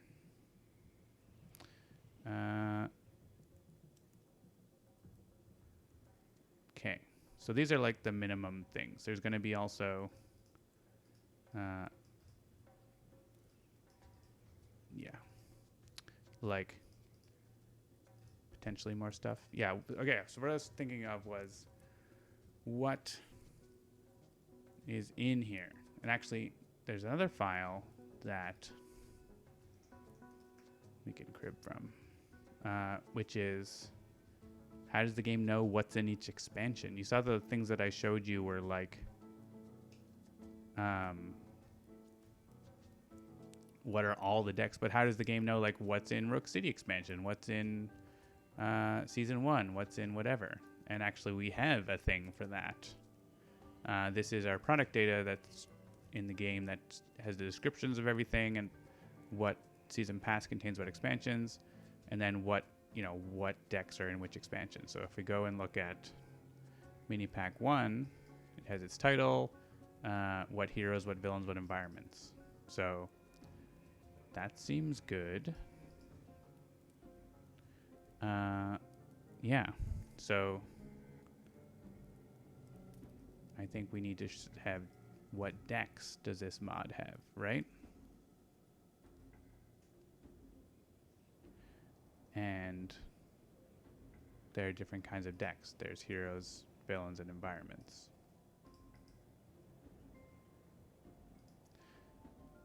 There are 4 expansions to make it up. For now, we have all in one mod with the deck list. Call it the expansion differently. Yeah, I mean, that's, I guess, up to you as a team how you want to arrange that. Whether it's one mod or separate, it's whether you think like people would want to get just some of them or to get them all together, I guess, right? So, all right, so cool. So actually, yeah, this is a good way to do it. So basically, the hero is Migrant Coder, right? And there are no villains, and I think there's also team villains is a thing. Yeah. It's just going to let us, like, let the game be able to look up, like, all right, here's your mod, what's in it, so we can, like, show on the new game screen, like, what's there. And then you could imagine there's going to be, like, variants, right? With some format of what that data is described. For when we support variants in the mods, which is something we want to do. And maybe, other kinds of mods can have other kind of things, but this lets you describe in a way that I already have code that reads this format quite nicely. So we can leverage that. So then it will know to look up, all right, in the new game screen we have to show this Migrant Coder hero, but there's no villains, so it doesn't need to show anything else. There's no villain or team villain or environment, just a hero. And then, if you're working on a new hero in your mod, but you're not ready for people to play them, you just don't list them in the manifest, and the game won't even try to load it. So that works, right?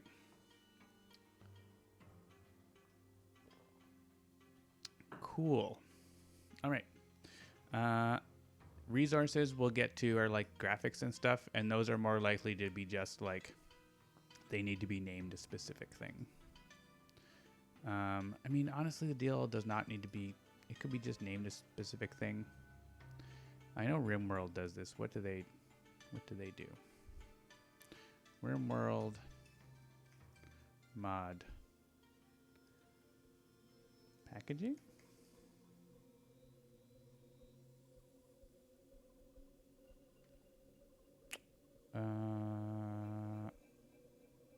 I I guess I could just download one and look.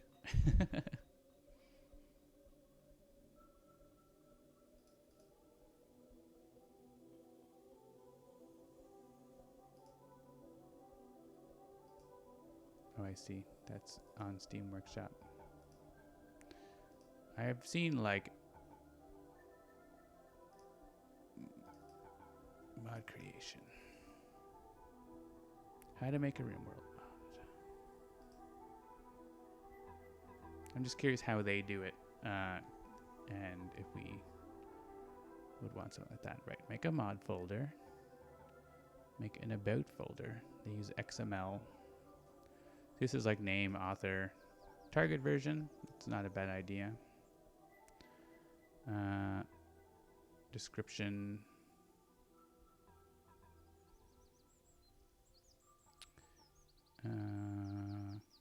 Preview.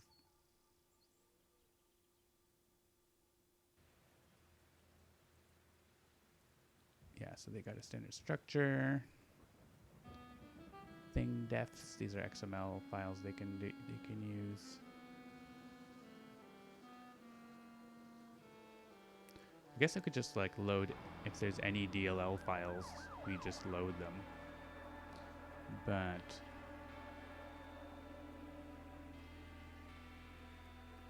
that seems a little more sketchy.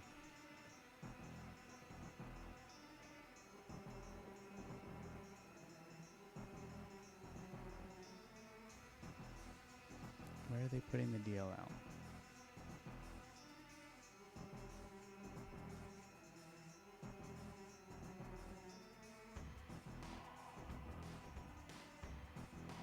Output paths.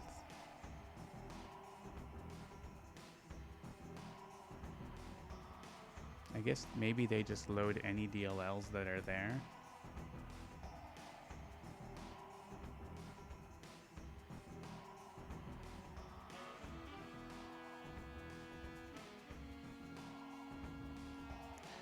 I don't know.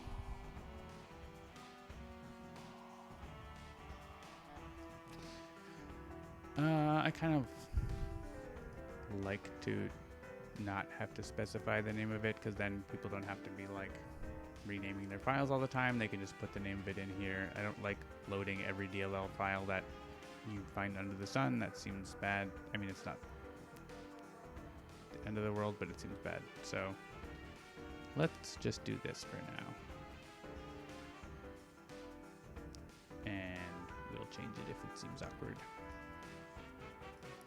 So this is our JSON format.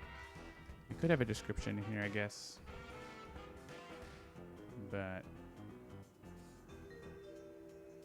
good old FPO. Sure.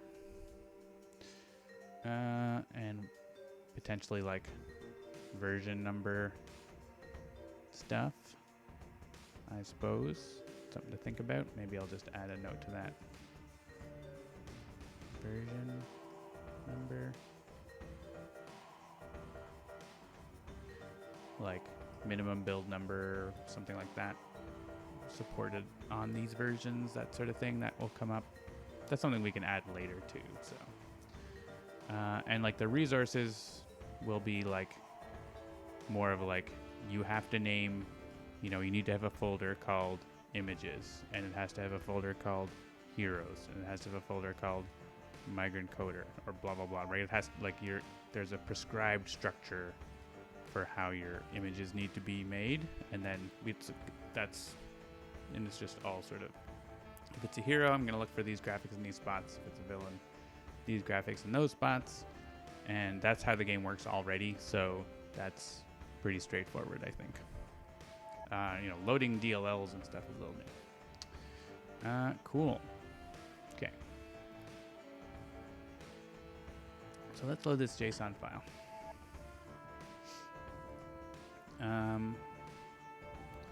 Where are we? We're still in this. I think we can still do it in this.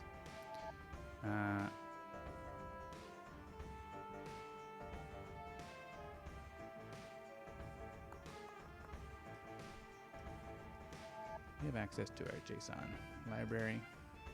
We'll probably make a class for our mod manifest. So let's do that. Well, we can at first like load.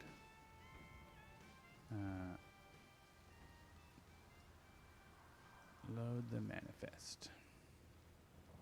I guess we can do it like this.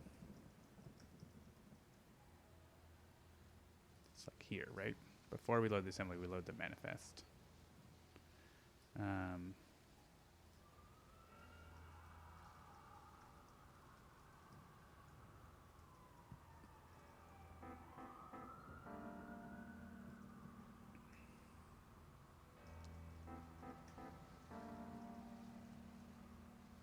And if there isn't a manifest, we piece right out. That's going to be a net required file.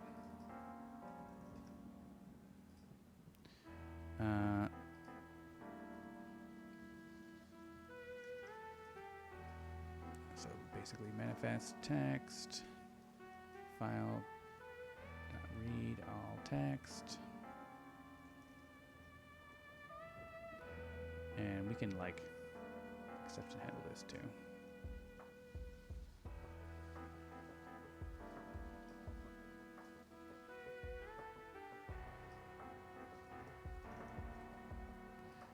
And this sort of stuff is like, we'll be able to output this primarily for mod authors who are having trouble with their files, because they'll be like, had a formatting error and it didn't load.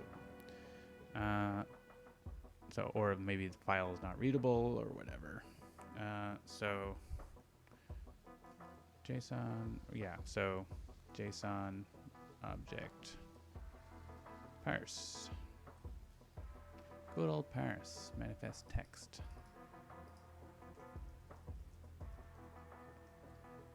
Right, so this JSON object is like a data representation of this. And what I like to do is have a C# class that like can do that. So let's make a new class called mod manifest.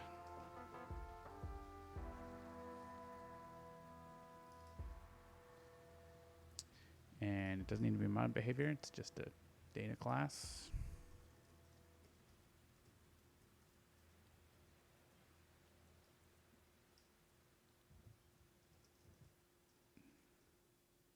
And we'll just add a constructor that takes a JSON object.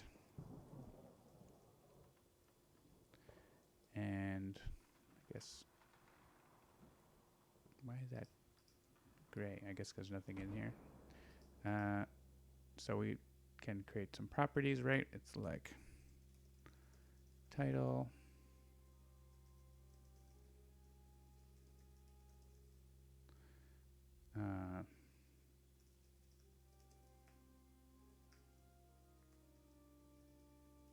Like that, right? Author. We can say these are required.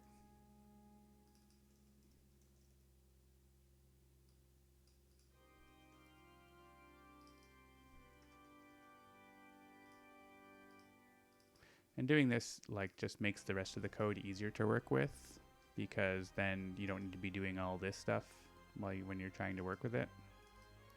You can work with this nice class that we made, and we'll like keep this class around and stuff. We're gonna want a namespace, DLL.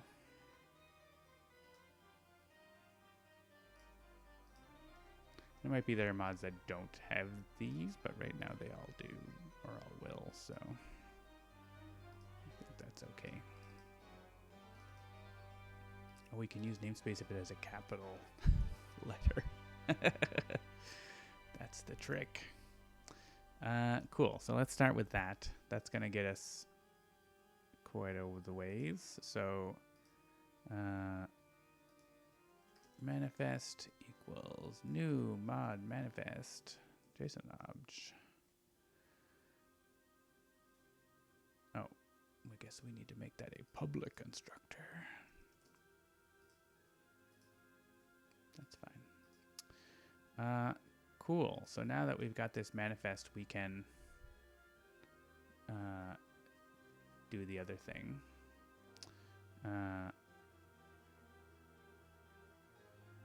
I guess we can just make a method on here, right? Load DLL, right? Because all the information, oh, we need to like a root path, right?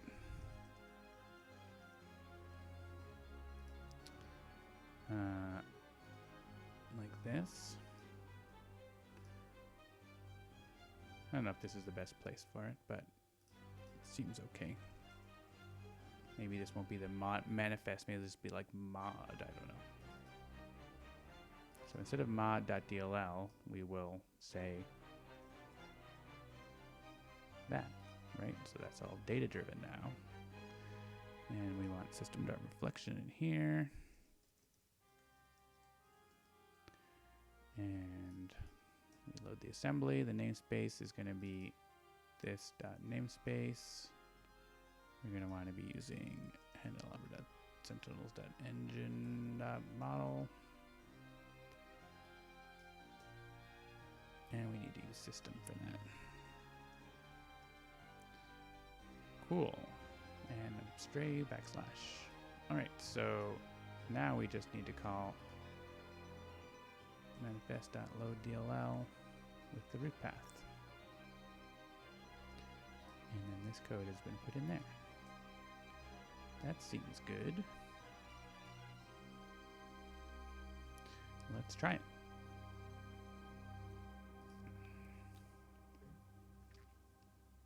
Failed to read the manifest.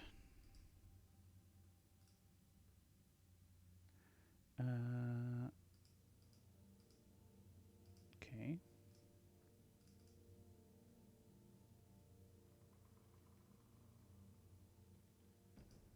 Oh, is that because, yeah.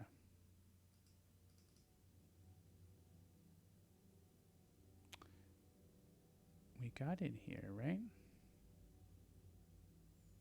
Oh, we got into a different.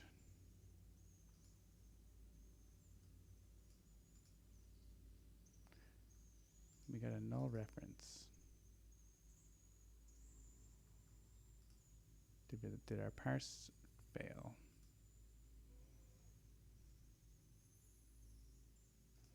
Let's just, we could debug it. This is sometimes easier.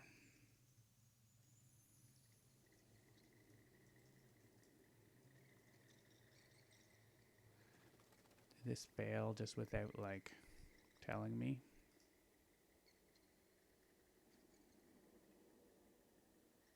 All right, we got the text. There it is. But the JSON didn't parse, probably because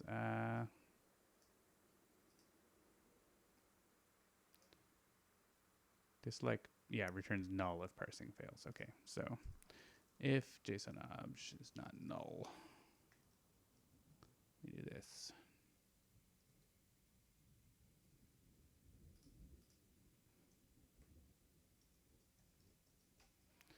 And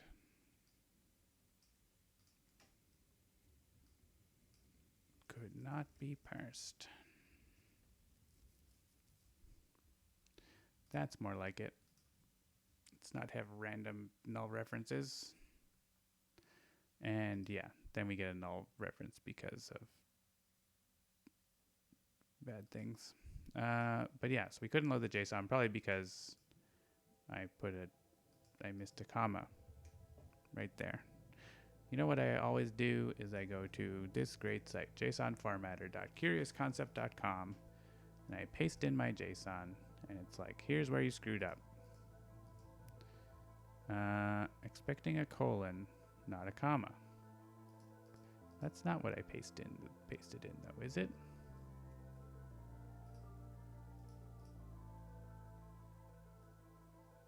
Oh, I did have a comma. See, my JSON is just totally broken. So don't trust me to write a good JSON file by hand. This is why we have these things. Look at that. Beautiful, valid, formatted, just like nature intended.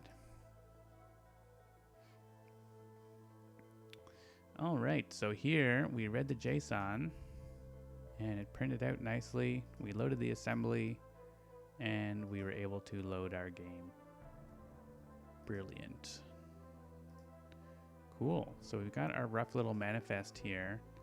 Now for the loading the decks,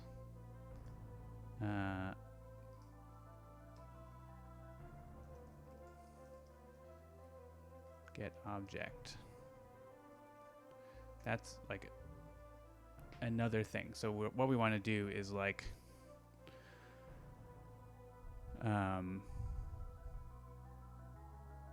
blah blah blah. We want to go to Sentinels for this part because we have that other code that's reading the other thing, and I think we can leverage that a little bit. Let's see if I got some messages over here. Oh, nothing too important.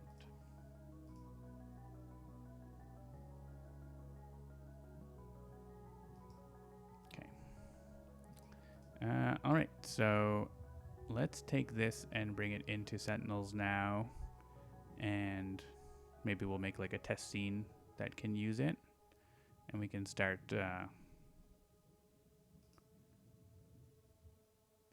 going on that in the game, because I think having it in here is good and all, but it doesn't take us where we need to go. What we want to do is basically get to the point where we can have this hero show up in the new game screen, or at least be able to like put a blank space there.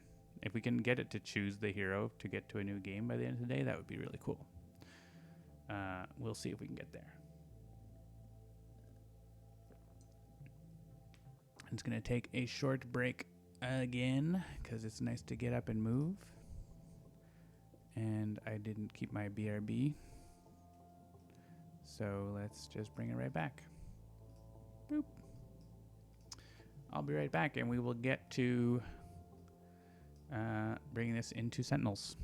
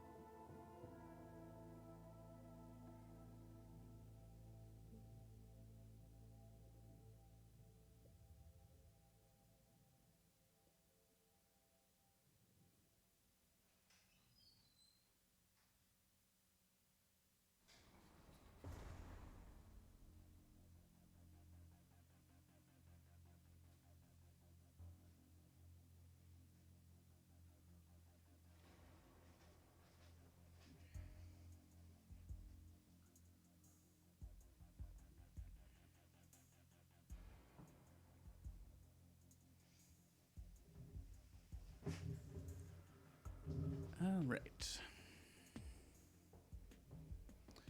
I have once again returned. Okay, so let's see.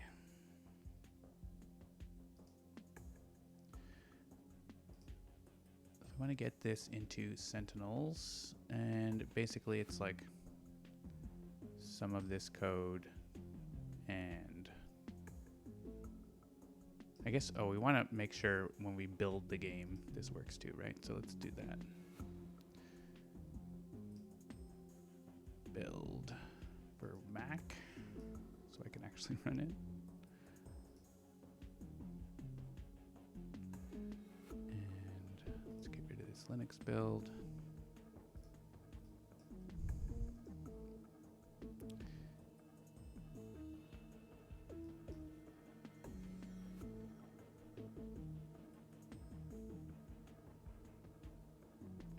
All right, we don't have anything like showing on the screen, so when I run it, like nothing's going to happen. But we can look at the log.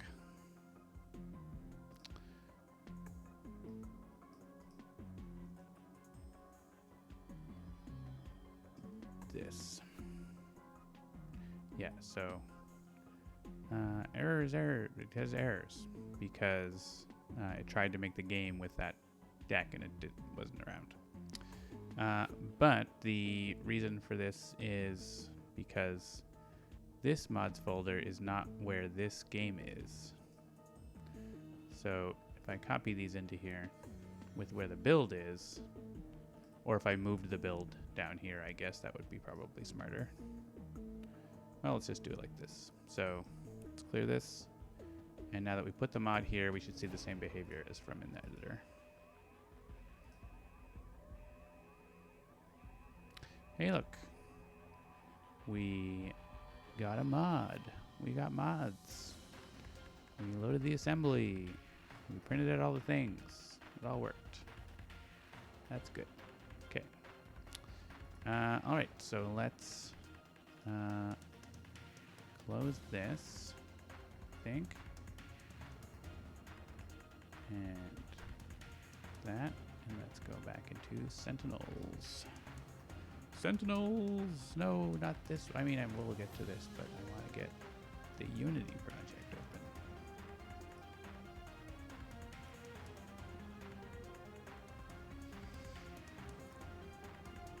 open. I also need to check to see what's going on with the U.S. election. Any big news? Nothing finalized by the Associated Press, but I think we all know what's happening. The results are in pretty well, so I'm happy to say President-elect Biden, personally, based on what I've seen, which I am happy about. All right, so let's get this going. So do we make a test scene for mod stuff? Mod testing? Sure did. We made like a weird little graphic thing. Yeah. Let's put that in here first.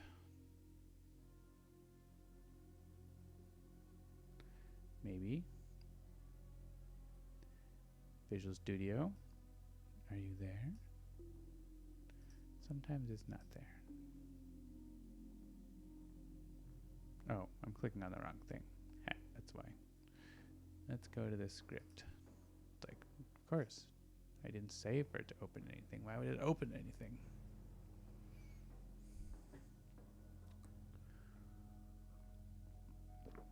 All right, I think it's time to actually make a real script for mods here. Let's make a folder called mods. Let's make a file called mod loader, mod manager, mod whatever, mod manager. I think mod, it's kind of a trope to call things whatever manager, but it's kind of what it is, right? Mod manager.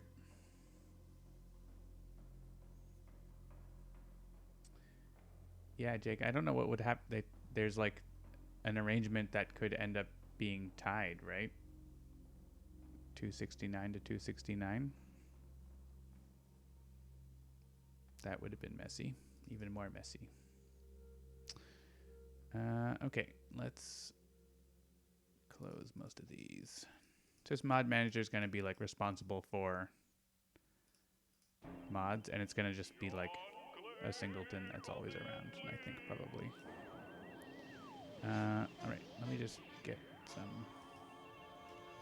Give me my namespace. And that's good. Let's grab the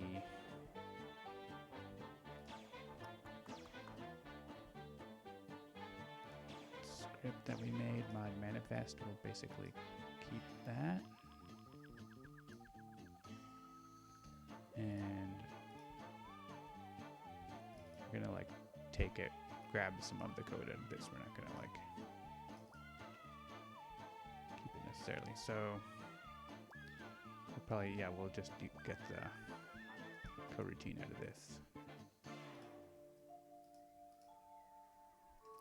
All right, and the mod manager doesn't need to like do this part. All right, we need to use some things like that. And yeah, that looks good. No one's calling it yet. I guess we can call it ourselves temporarily here. Our mod manifest exists. I'll give it a namespace as well.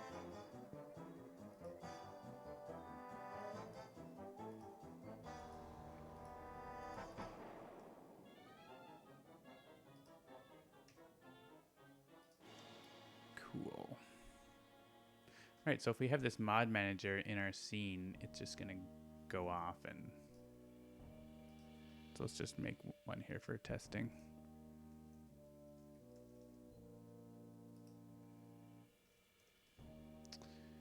It should just load those things. It's gonna look for them, but there aren't gonna be any.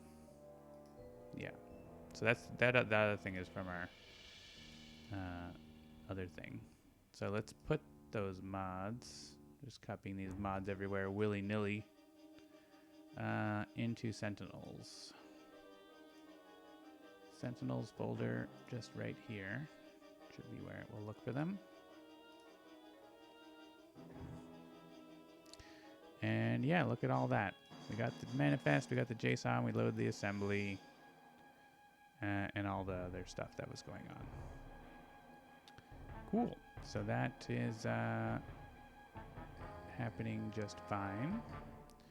So yeah, what we want to do is to be able to get the deck information.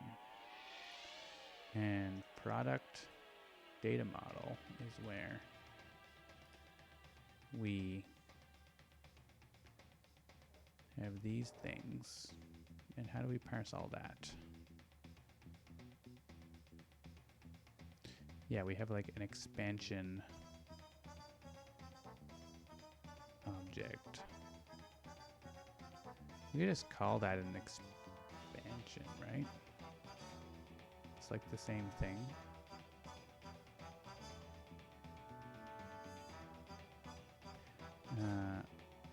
I guess then you would have like multiple expansions or something. I think it's not exactly the same, right?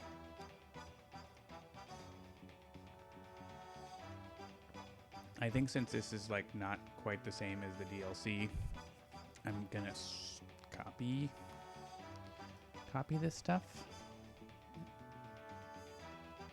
because I think it's not like, it's something that's going to be different, so I don't think it maps exactly. So let's copy it over. We could refactor it back into one thing later, but I think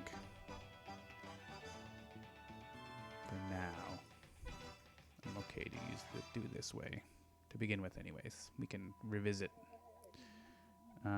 We have this little populate list that is like handy. So I'm just going to steal that.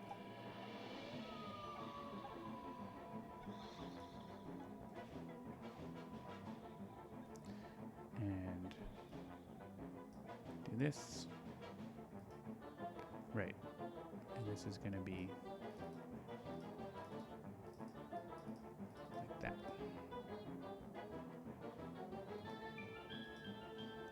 Yeah.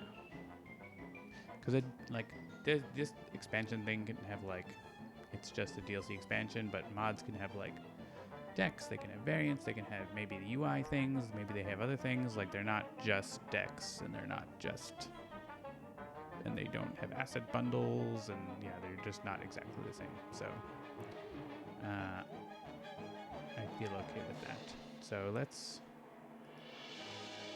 go with that, and we can run this, and it should not fail, I think.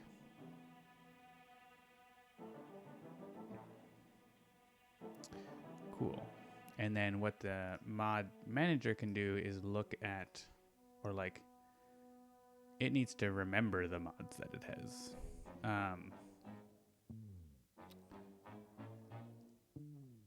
So, yeah, it's probably a private dictionary string mod manifest loaded mods. And that's going to be keyed off of the like path of the mod, I guess. Maybe. Right, so if we get in here and everything worked, if we got here, everything is great. Remember the mod. And so then, all right, we want to remember that assembly. We need to remember, no, we don't need to remember the assembly locally. We store it in the engine, right, with this. So we don't need to keep it anywhere else. If we do, we can like add a property, but I don't think we probably do. Loaded mods dot add, or basically, and that's gonna let us like other things can say, hey, what are the heroes available for mods? And this can be like, well, let me tell you what heroes are available for mods. Probably don't need an update function. Cool. Well, let's do that.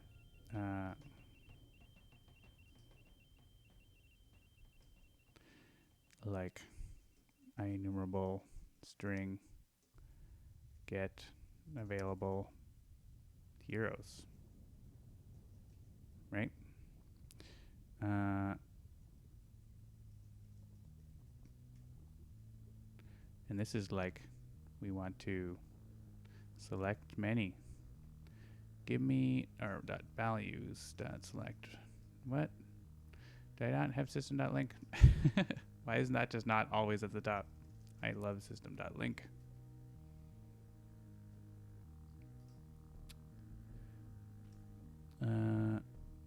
Select many.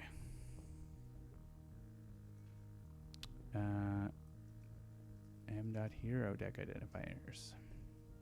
So what select many does is it like will take each list that comes back from each of these and add them all together. So you get one list. Cool.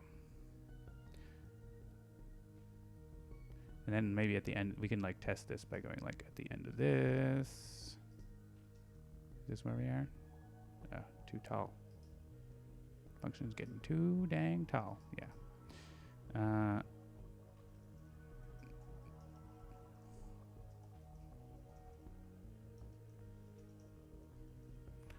Heroes available. Let's see. Do we have heroes from the manifest?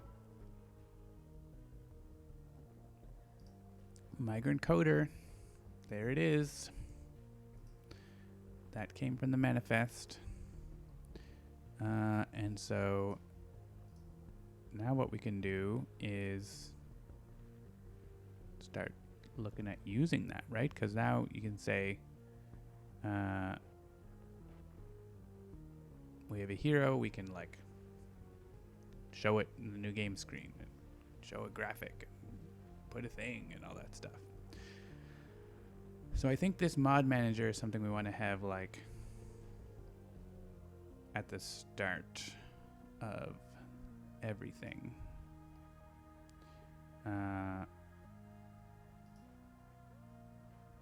Screaming. Maybe not in the splash screen, but in the main menu. There's a lot of things that happen when the game launches, right? Like, and so I don't want to make it too herky-jerky.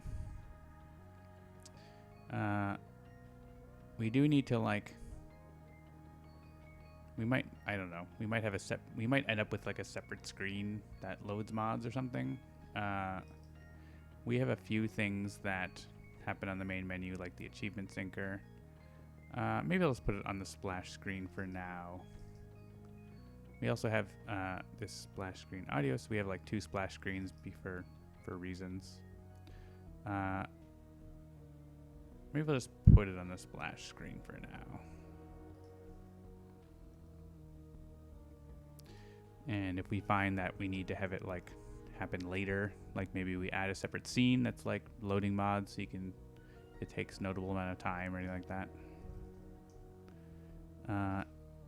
And importantly, we need to have the mod manager not go away. So we need it to have a singleton pattern, which we can like grab from another thing. So basically we say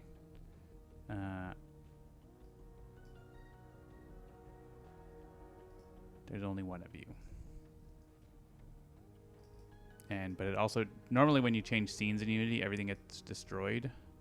But we can prevent that from happening by using don't destroy on load. And yeah.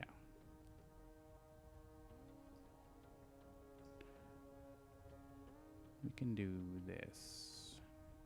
Yeah. Only start loading mods once. I mean, maybe we could say reload. There's a reload function or whatever, but for now, let's do that. And we might want something else. Yeah, so that's going to let us like, there's other singleton things that we use that are a little different, right? Yeah, we have a property. This one lets you like create it if it's missing, which is handy.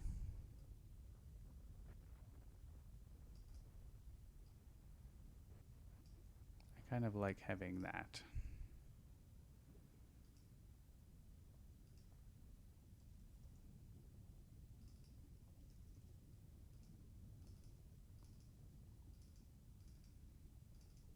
Because then you don't have to like, right. It just lets you not have to like be always testing from the splash screen, which is like annoying. You can like still use it. So yeah, and actually here, instead of this, we can make this a static method.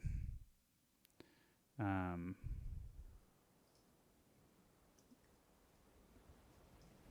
we can return instance dot loaded mods. Which I guess if it isn't, yeah, this is a timing thing, right? If it won't actually be, the mods won't be loaded yet if you access it right away. So,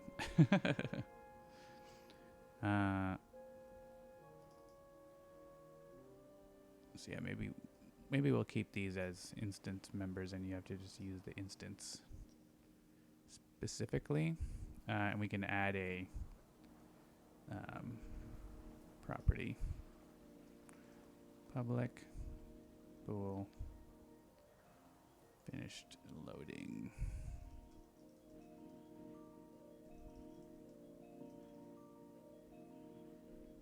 And then at the end of this, we can say So whoever's like waiting for mods, like the new game screen or whatever, can check that. And we can add like callback or whatever if like you start the game and it's loading a bunch of mods and you have to wait for it to get finished and stuff like that. We'll put in the splash screen so it starts happening right away. We'll probably play around with a lot of that stuff. Yeah, here it's like loading the mods in between other stuff. But it's like interspersed with all the other things it's doing at startup. And let me mute the audio. I guess you weren't hearing it. Just through my microphone a little bit, probably. Cool. So, I mean, what I want to do is be able to like develop on the new game screen and not have to go from the splash screen all the time. But we can do this initially. So, game setup view controller is the code for the new game screen. It is a lot. Not gonna lie, there's a lot to it. What we basically need to do is, what it does is it sets up the available heroes and stuff. So if we go into that, let's just go right into that screen, which confusingly is called setup game.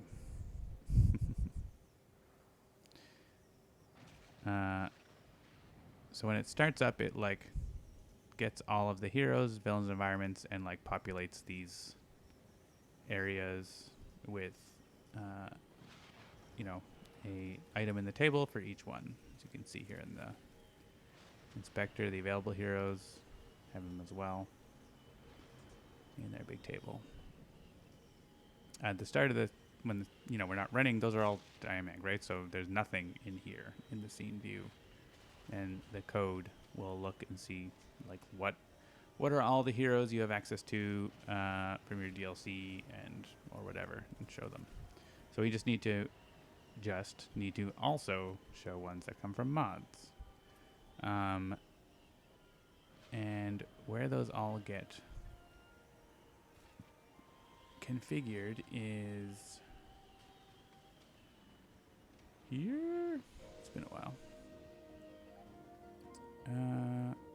Right, there's complicated stuff because of Oblivion mode and things. Yeah, update available cards to match. Right, so here's where it is like if it's a weekly one-shot, something happens, it just is a fixed set of decks. But if it's other things, it's other things.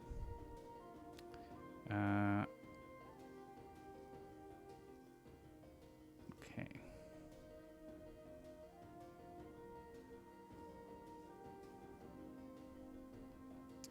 Right, expansion handling for multiplayer.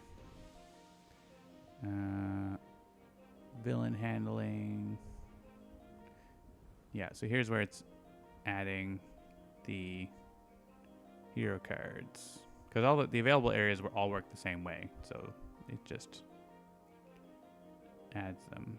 So we need to add the mod cards, but one of the things, I guess, with the coroutine that we have it set up is they're not necessarily going to be there yet, but we can pretend like they're there. So what we need to do is, what it actually does behind the scenes is it makes a giant game with all of the deck identifiers possible, and then makes the cards. So what we can do is add our migrant coder. So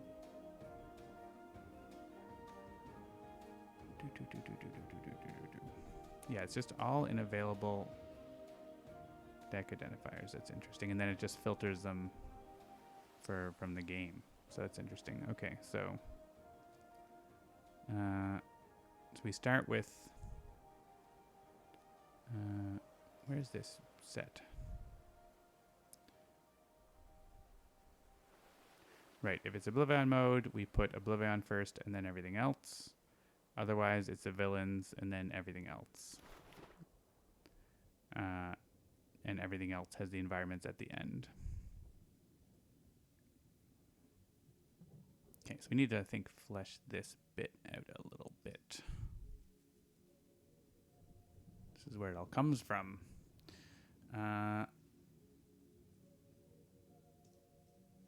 Available hero. Oh my gosh, I can't type. Let's help.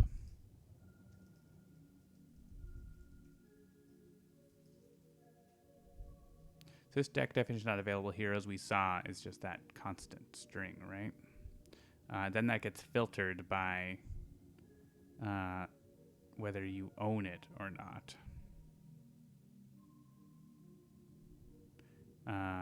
So I guess we want to add it. Yeah, it's interesting. Let's just add ours to the end and see what happens.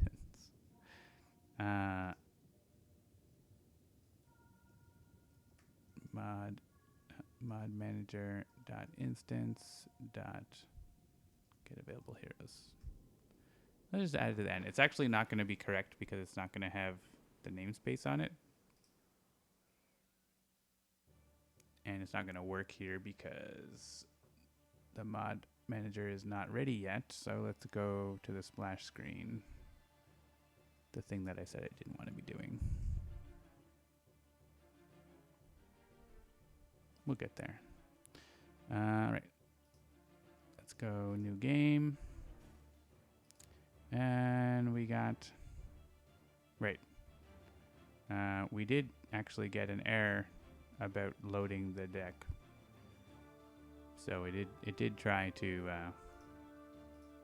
add it. And we can confirm that by logging that out here.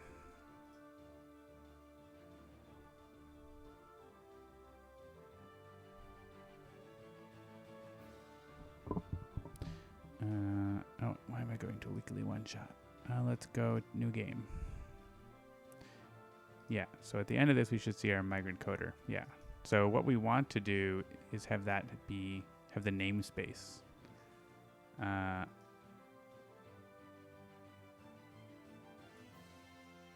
So actually, yeah, mod manager can help us with that. So let's add a parameter to this. Actually, you know what? There's no reason to not include the namespace of this, right?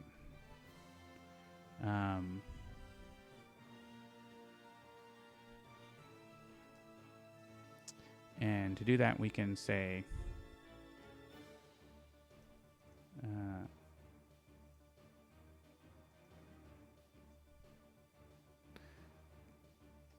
in here, we want to include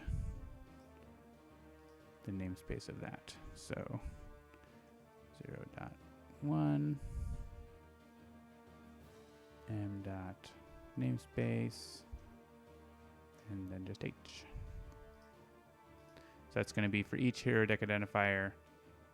It's going to, instead of just sending back that identifier, it's going to format it. It's going to add the namespace dot the identifier, and then that all comes back out for each mod.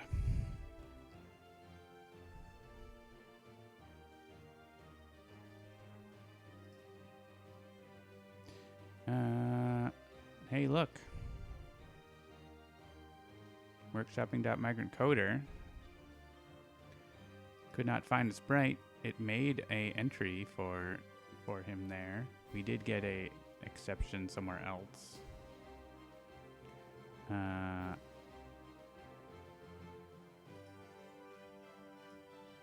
But there he is. Little guy. Yeah, it's like, OMG, I can't find the expansion that this belongs to. This is a problem. So we can probably do some null checks in there for things that never had to exist before. Can we go to where this was? Product data model. Yeah, it's like it's basically there are some assumptions that like, why would any of this data be in here that we don't know about?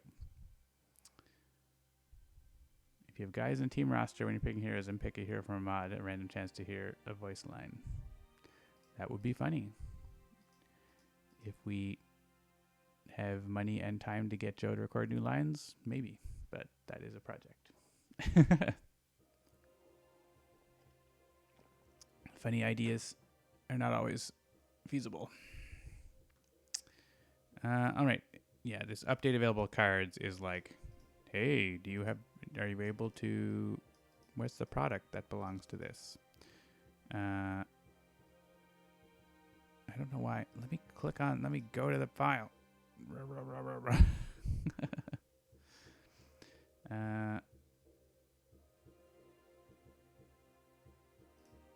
Find product. Let me just clean it up at the low level. It is using a try get value. Oh, right. But it's null. Right?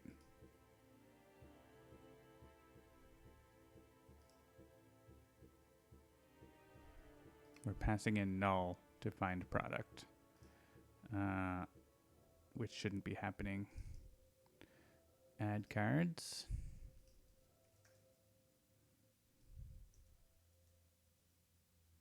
Method in available deck area. Yeah, so for each card, it's like going to be like, should I show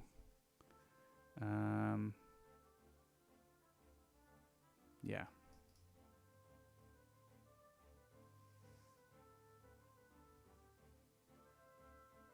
Where are we finding the product?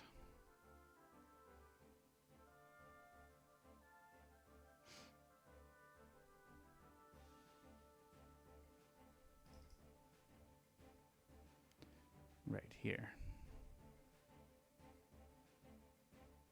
Yeah, so this needs to know that it's from a mod, right? There's a lot of stuff here that's like assuming. I guess we could say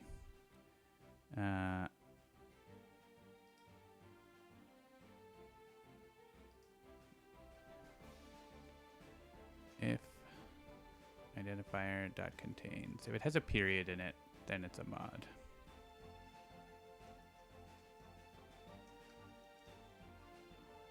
I don't know if that's super feasible to always be like that, but that is a thing.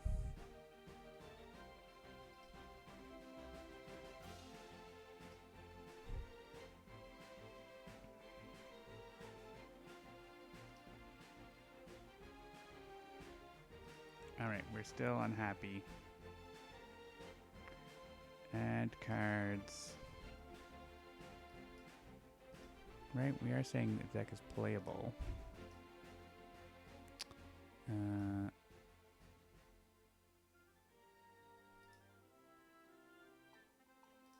283. How are we getting into here?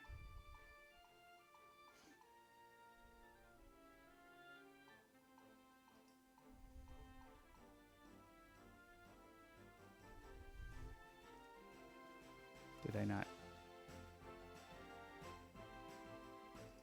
Oh, I see. It doesn't have a period anymore.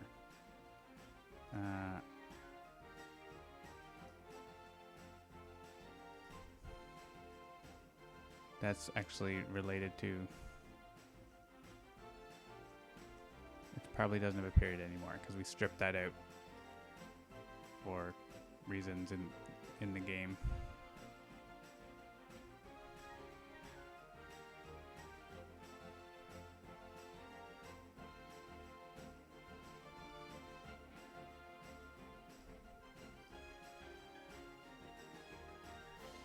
There's our error.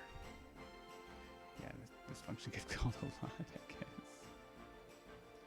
Okay.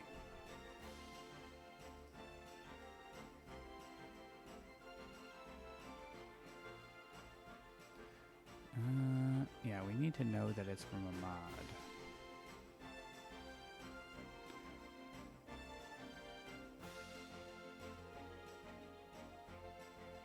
Or we can say, ask the mod manager.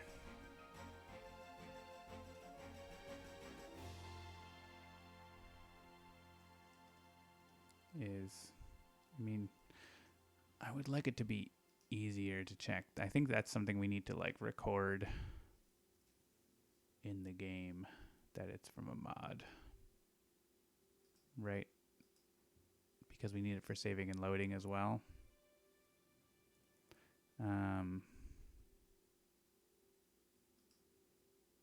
Like we can just check like where we go, like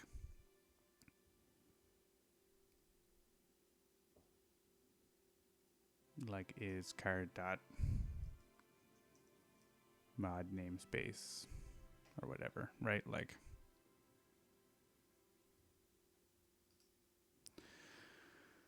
I think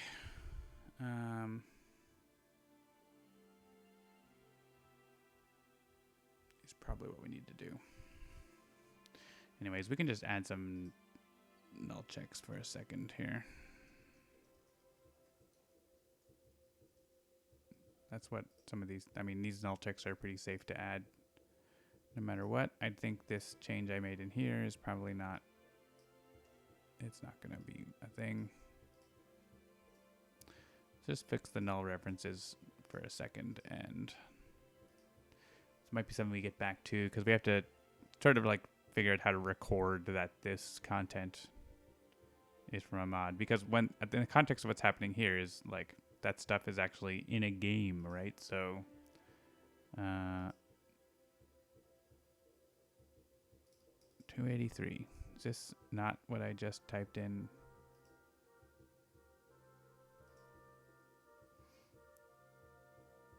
Oh, I see, because the expansion identifier is null, which actually it shouldn't be.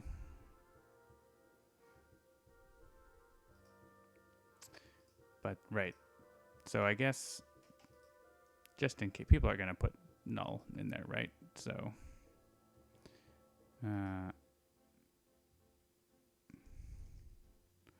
if I guess we'll add a little more safety.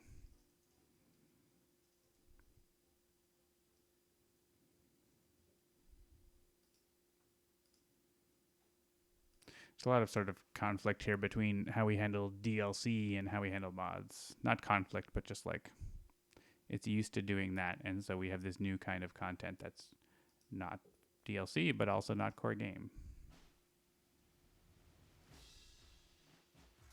All right, we did not get an error, so that's good. And it's going to show, like, you should download the expansion for Migrant Coder.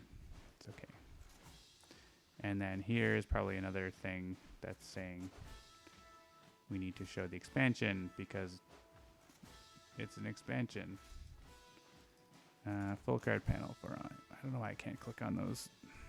It's annoying. Go to line 409 is probably a similar sort of thing.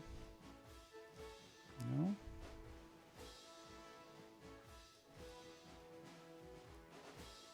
Oh, I see. 640. Yeah, okay.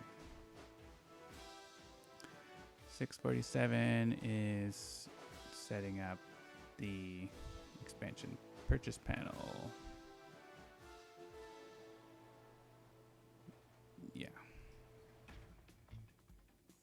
And then that is assuming, like, if I'm being shown, like, obviously there has to be a product. So it's not, I mean, we're not going to be in this case because it's not going to be, it won't be showing that. I don't think I need to fix that. Wonder if we can start a game though. That's what I guess we can't because it's like you need to buy this.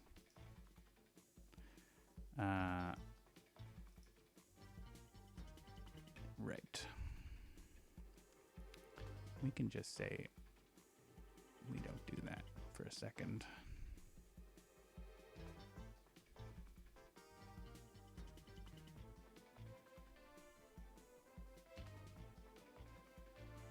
And see.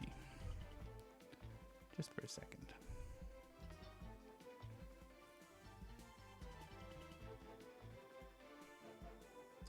Trident asks, I don't think I've ever run into it, but if the main game is updated, does it impact the continue game functionality? Would a mod being updated have such issues if their content is updated? we are pretty careful about that because basically when the game is saved, it saves everything that's serializable in the model. And so as long as the format of that doesn't change or anything, it's fine. And so there have been cases where we had to break save game compatibility, but generally we haven't. There's certainly, with mods, going to be situations where like someone has a save game with mod content and then they delete the mod and try to continue the game, and Sentinels is going to be like, what? I don't know this thing you're trying to load, right? Because it's going to try to like find the logic that goes with this game, and it won't exist. So that's something we'll need to handle. Technically, that can happen if like it can sort of happen if you like delete your expansions and then continue your game, but it actually still works. It just won't show you any graphics and stuff, right? Because the code for all that is still there. It's just not all the resources, all the graphics and sounds and everything like that. But with mods, like the actual code for the mod won't be there, and so it cannot load that game. So it needs to be able to like explain to you why it's not loading the game or something, I guess. So that's something we'll need to sort out. But I mean, worst case, you just lose your game, your save game, which is what it would do right now, I think. All right, so let's go. Yeah, there's our hero. Right, I still go to click on him, and it's like, you don't own this because it's not a core game. Yeah, so that's something I need to look at.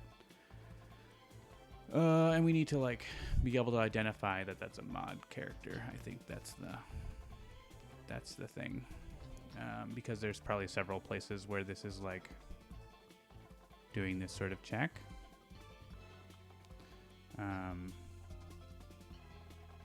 Like, where is this used? In a few places.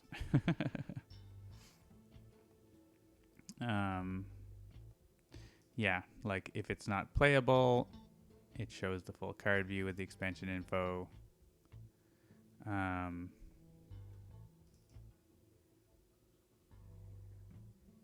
It doesn't allow you to drag it and stuff like that. Right. Okay, so we need these places that are checking to see, like, are you allowed to play this card? Need to know that you can play the card or use the deck. But I think we have made some progress here. Let's just pause for a second and see if we can commit the changes that we've made. So, yeah, this is basically a null check, which doesn't really matter. This is a testing thing I just added. I mean, it's not super testing.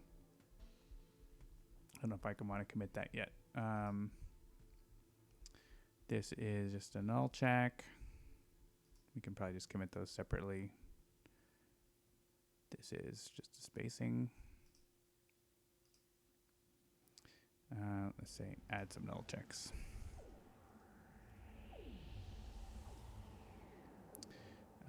Yeah, let's at least add these. Add initial mod loading code. So this is, looking for mods and loading them in. Not using them yet, but getting them loaded in at least. Or starting to.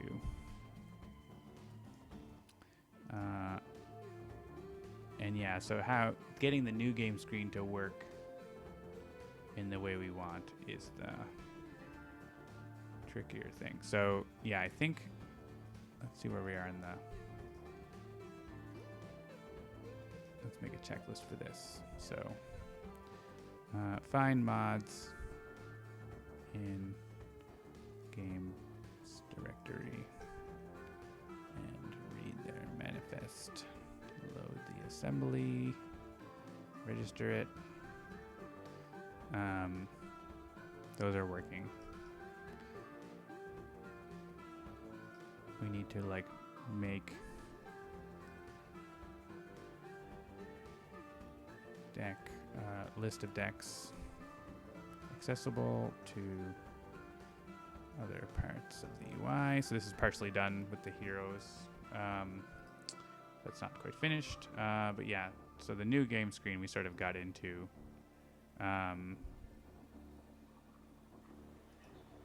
Basically, like, needs to know that mod decks are playable.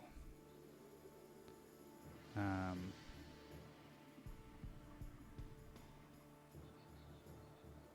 not DLC. I wonder if like the quickest thing is just to not have the expansion identifier on the deck list. Okay, maybe.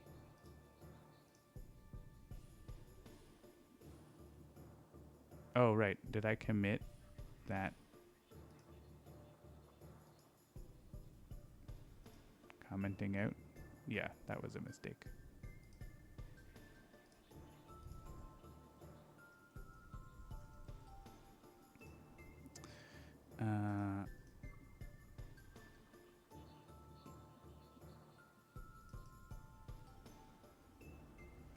Yeah, I don't have an expansion identifier listed here.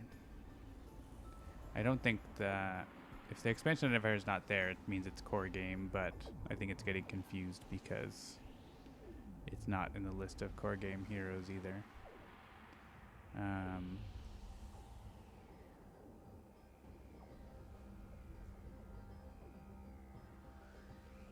We look at like episode 0. Does not have an expansion identifier because he's not from an expansion, whereas like Ambuscade does have that. I'd rather not have like every deck in the mod have to have like a mod identifier thing. We can get that from like the mod itself, like from something. I don't know. I have to. This is something I have to talk to David and John Mark about and see what they think. Because we need to be able to identify that this deck is from a mod and deal with it. So that affects a lot of things in the UI, as you've seen here. So, well, let's note in here. This is also affecting the new game.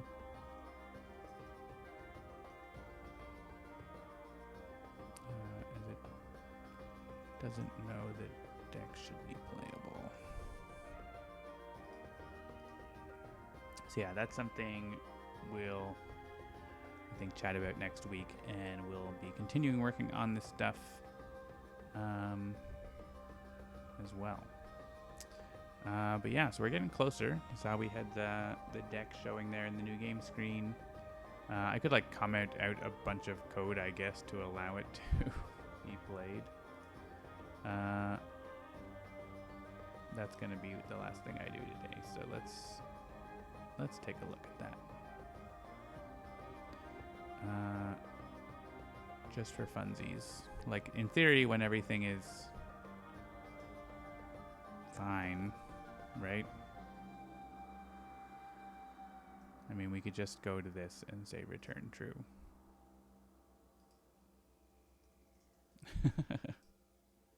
And it won't compile if that's the case.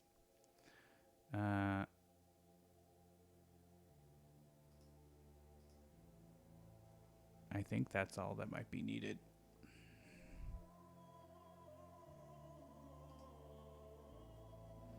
Yeah, so... Oh, look, it's even sorted because there wasn't an exception. Oh, it's because it's like this is part of the core game, right? There's no expansion identifier. So that's interesting. All right, we got a null reference for foil identifiers. Is that going to stop us from continuing? Yes. Where's this coming from? Get foil. It's from foil helper.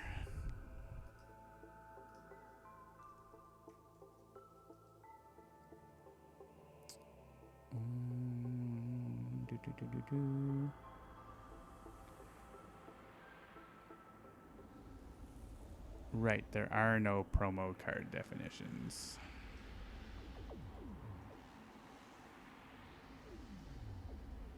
Which I think all of our decks have that, but this one doesn't. I think that's what's going on there. Just add a null check in there.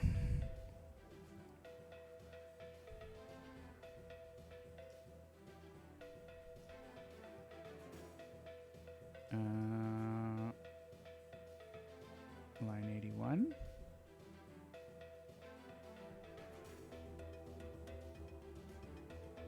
I guess all of these could be.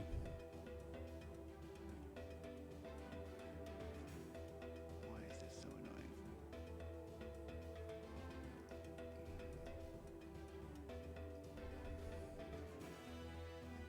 Let's just null check all of these.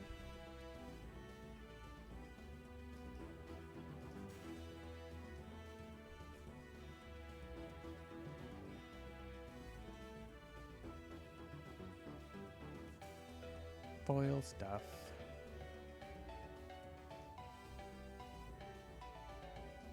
You too could have foil cards in your mods. That will be probably a thing that can work. It's not going to be our main focus initially, but let's see. Yay. Okay, no error. Just couldn't find the sprite. That's expected. Add a villain. Add an environment. Oh. That's not a hero. That's the thing I don't know. Yeah. Whoop. Is it that? Yeah, it's like, that's not a hero I know about.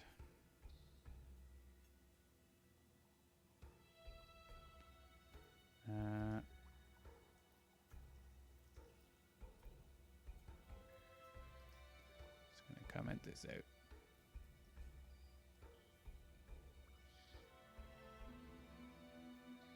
Shouldn't this be calling like DLC helper dot is hero playable? I guess it's looking at specifically from the point of like, this is about, there have been bugs in the past where like somehow someone got an environment in the hero area and everything went sideways. So it's trying to stop that from happening. But we're trying to break things here. Put things that don't exist into places. Let's try again. We must fight Omnitron. Things are happening. Null reference. There's no quote text. We assume there's always quote text.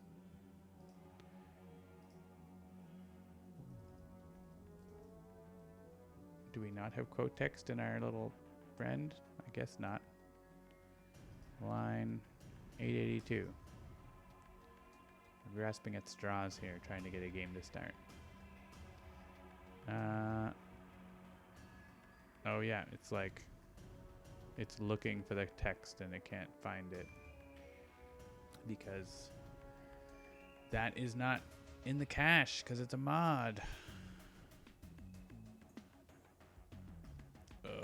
What if we just don't have the game intro? That's a thing.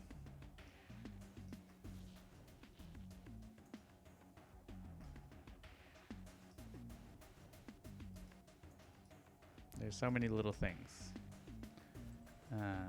New game cutscene. Turn off. Whenever you're making a game, I hope this is illustrative. There are so many little things that you need to deal with. There's a lot of code of doing different things. But that's how we get it done. All right, we skipped the loading screen. We got to the game screen. And we weren't able to make... Right. We lost our namespace again. we just have migrant coder here and not workshopping.migrantcoder. That's coming back to bite us again. But I think we need to figure that's all related to this kind of thing. So I think it's safe to, like, if we have a null check somewhere that we can save and keep null checks. I don't mind keeping them, but like things where like, yes, all decks are playable. We will not. Or like, no, turn off. Just add this null check. So yeah, we've got some more to look at. Is like, how do we make sure to identify that this is a mod deck and it carries throughout everything. So more than I'm going to get to make any more progress today. I think we need to discuss it. So let me see if there's anything else we can get to today before calling it quits. Yeah, so oh yeah, there's one thing I wanted to show you, but I must have closed the window. No, I didn't close the window. There's a bonus thing I want to show you. Bonus thing. So Jennifer's been working on some artwork stuff related to this idea of having default like placeholder card and character images. So like if you don't have any artwork, like, and you want to have a graphic for your hero and your cards and stuff like that. So Jennifer was trying out some ideas and came up with some cool graphics. So these are some ideas for different poses for your hero character, like backgrounds. You can see there's some different presentations and variants and stuff like that. And so the idea is we'll probably have like 3 or 4 different ones, and you can specify in your deck list probably which one it will use. So you don't have to like include any artwork. You just like say, I want to use this one, and it will use it. And then probably like a color as well. So if we like grab like this one, I'll show you how that might work. So let's download it and just toss it in a scene here. Oh yeah, it's a file. So in like, I guess we can just put it in the game. Let's put it somewhere. I'm not keeping the project, so just toss it in here for a second. Let's go into game view. I'll probably have my mod in here because I have my testing code still in there. Oh no, it's not happy about that. Let's just change my config to not use the code base setup, and we should be able to show something.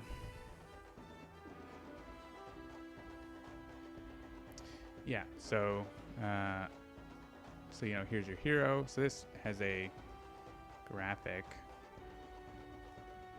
This one? Yeah. Okay. So these, what we call cutouts, are loaded. And is there an effect on legacy? I guess so. So instead of, say, legacy, you can make your own artwork, but we'll have these available.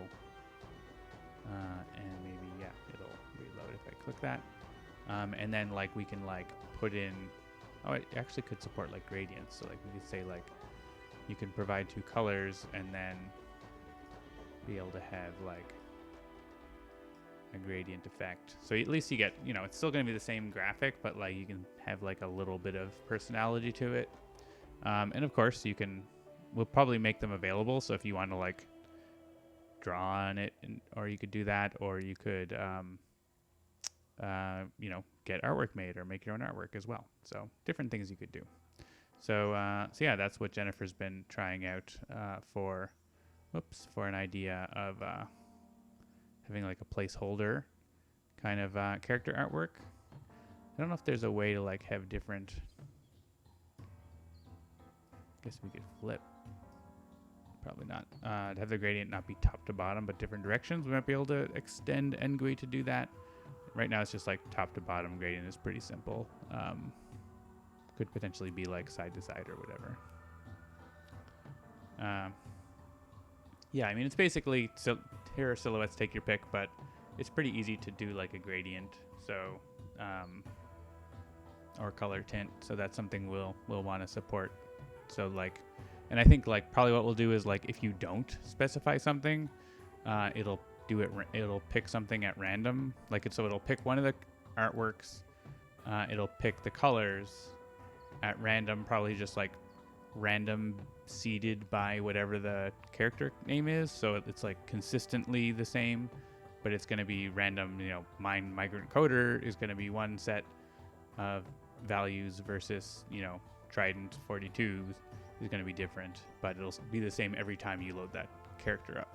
And the same thing for card art, like having some placeholder card images for like one-shots and ongoings and equipments, that can be pulled up the same kind of way with like, you know, randomized but stably randomized images and color gradients for placeholders. So I think that'll work out pretty nicely. And we're sort of trying to make it be, you know, have the style fit in with the rest of the game. It's still not going to be obviously as nice as having your own art in there, but it's better than complete blankness or big blank squares and stuff like that. So yeah, that's the little bonus for today. The placeholder hero images that Jennifer's been coming up with. Still very early ideas here, but I think they're looking pretty cool.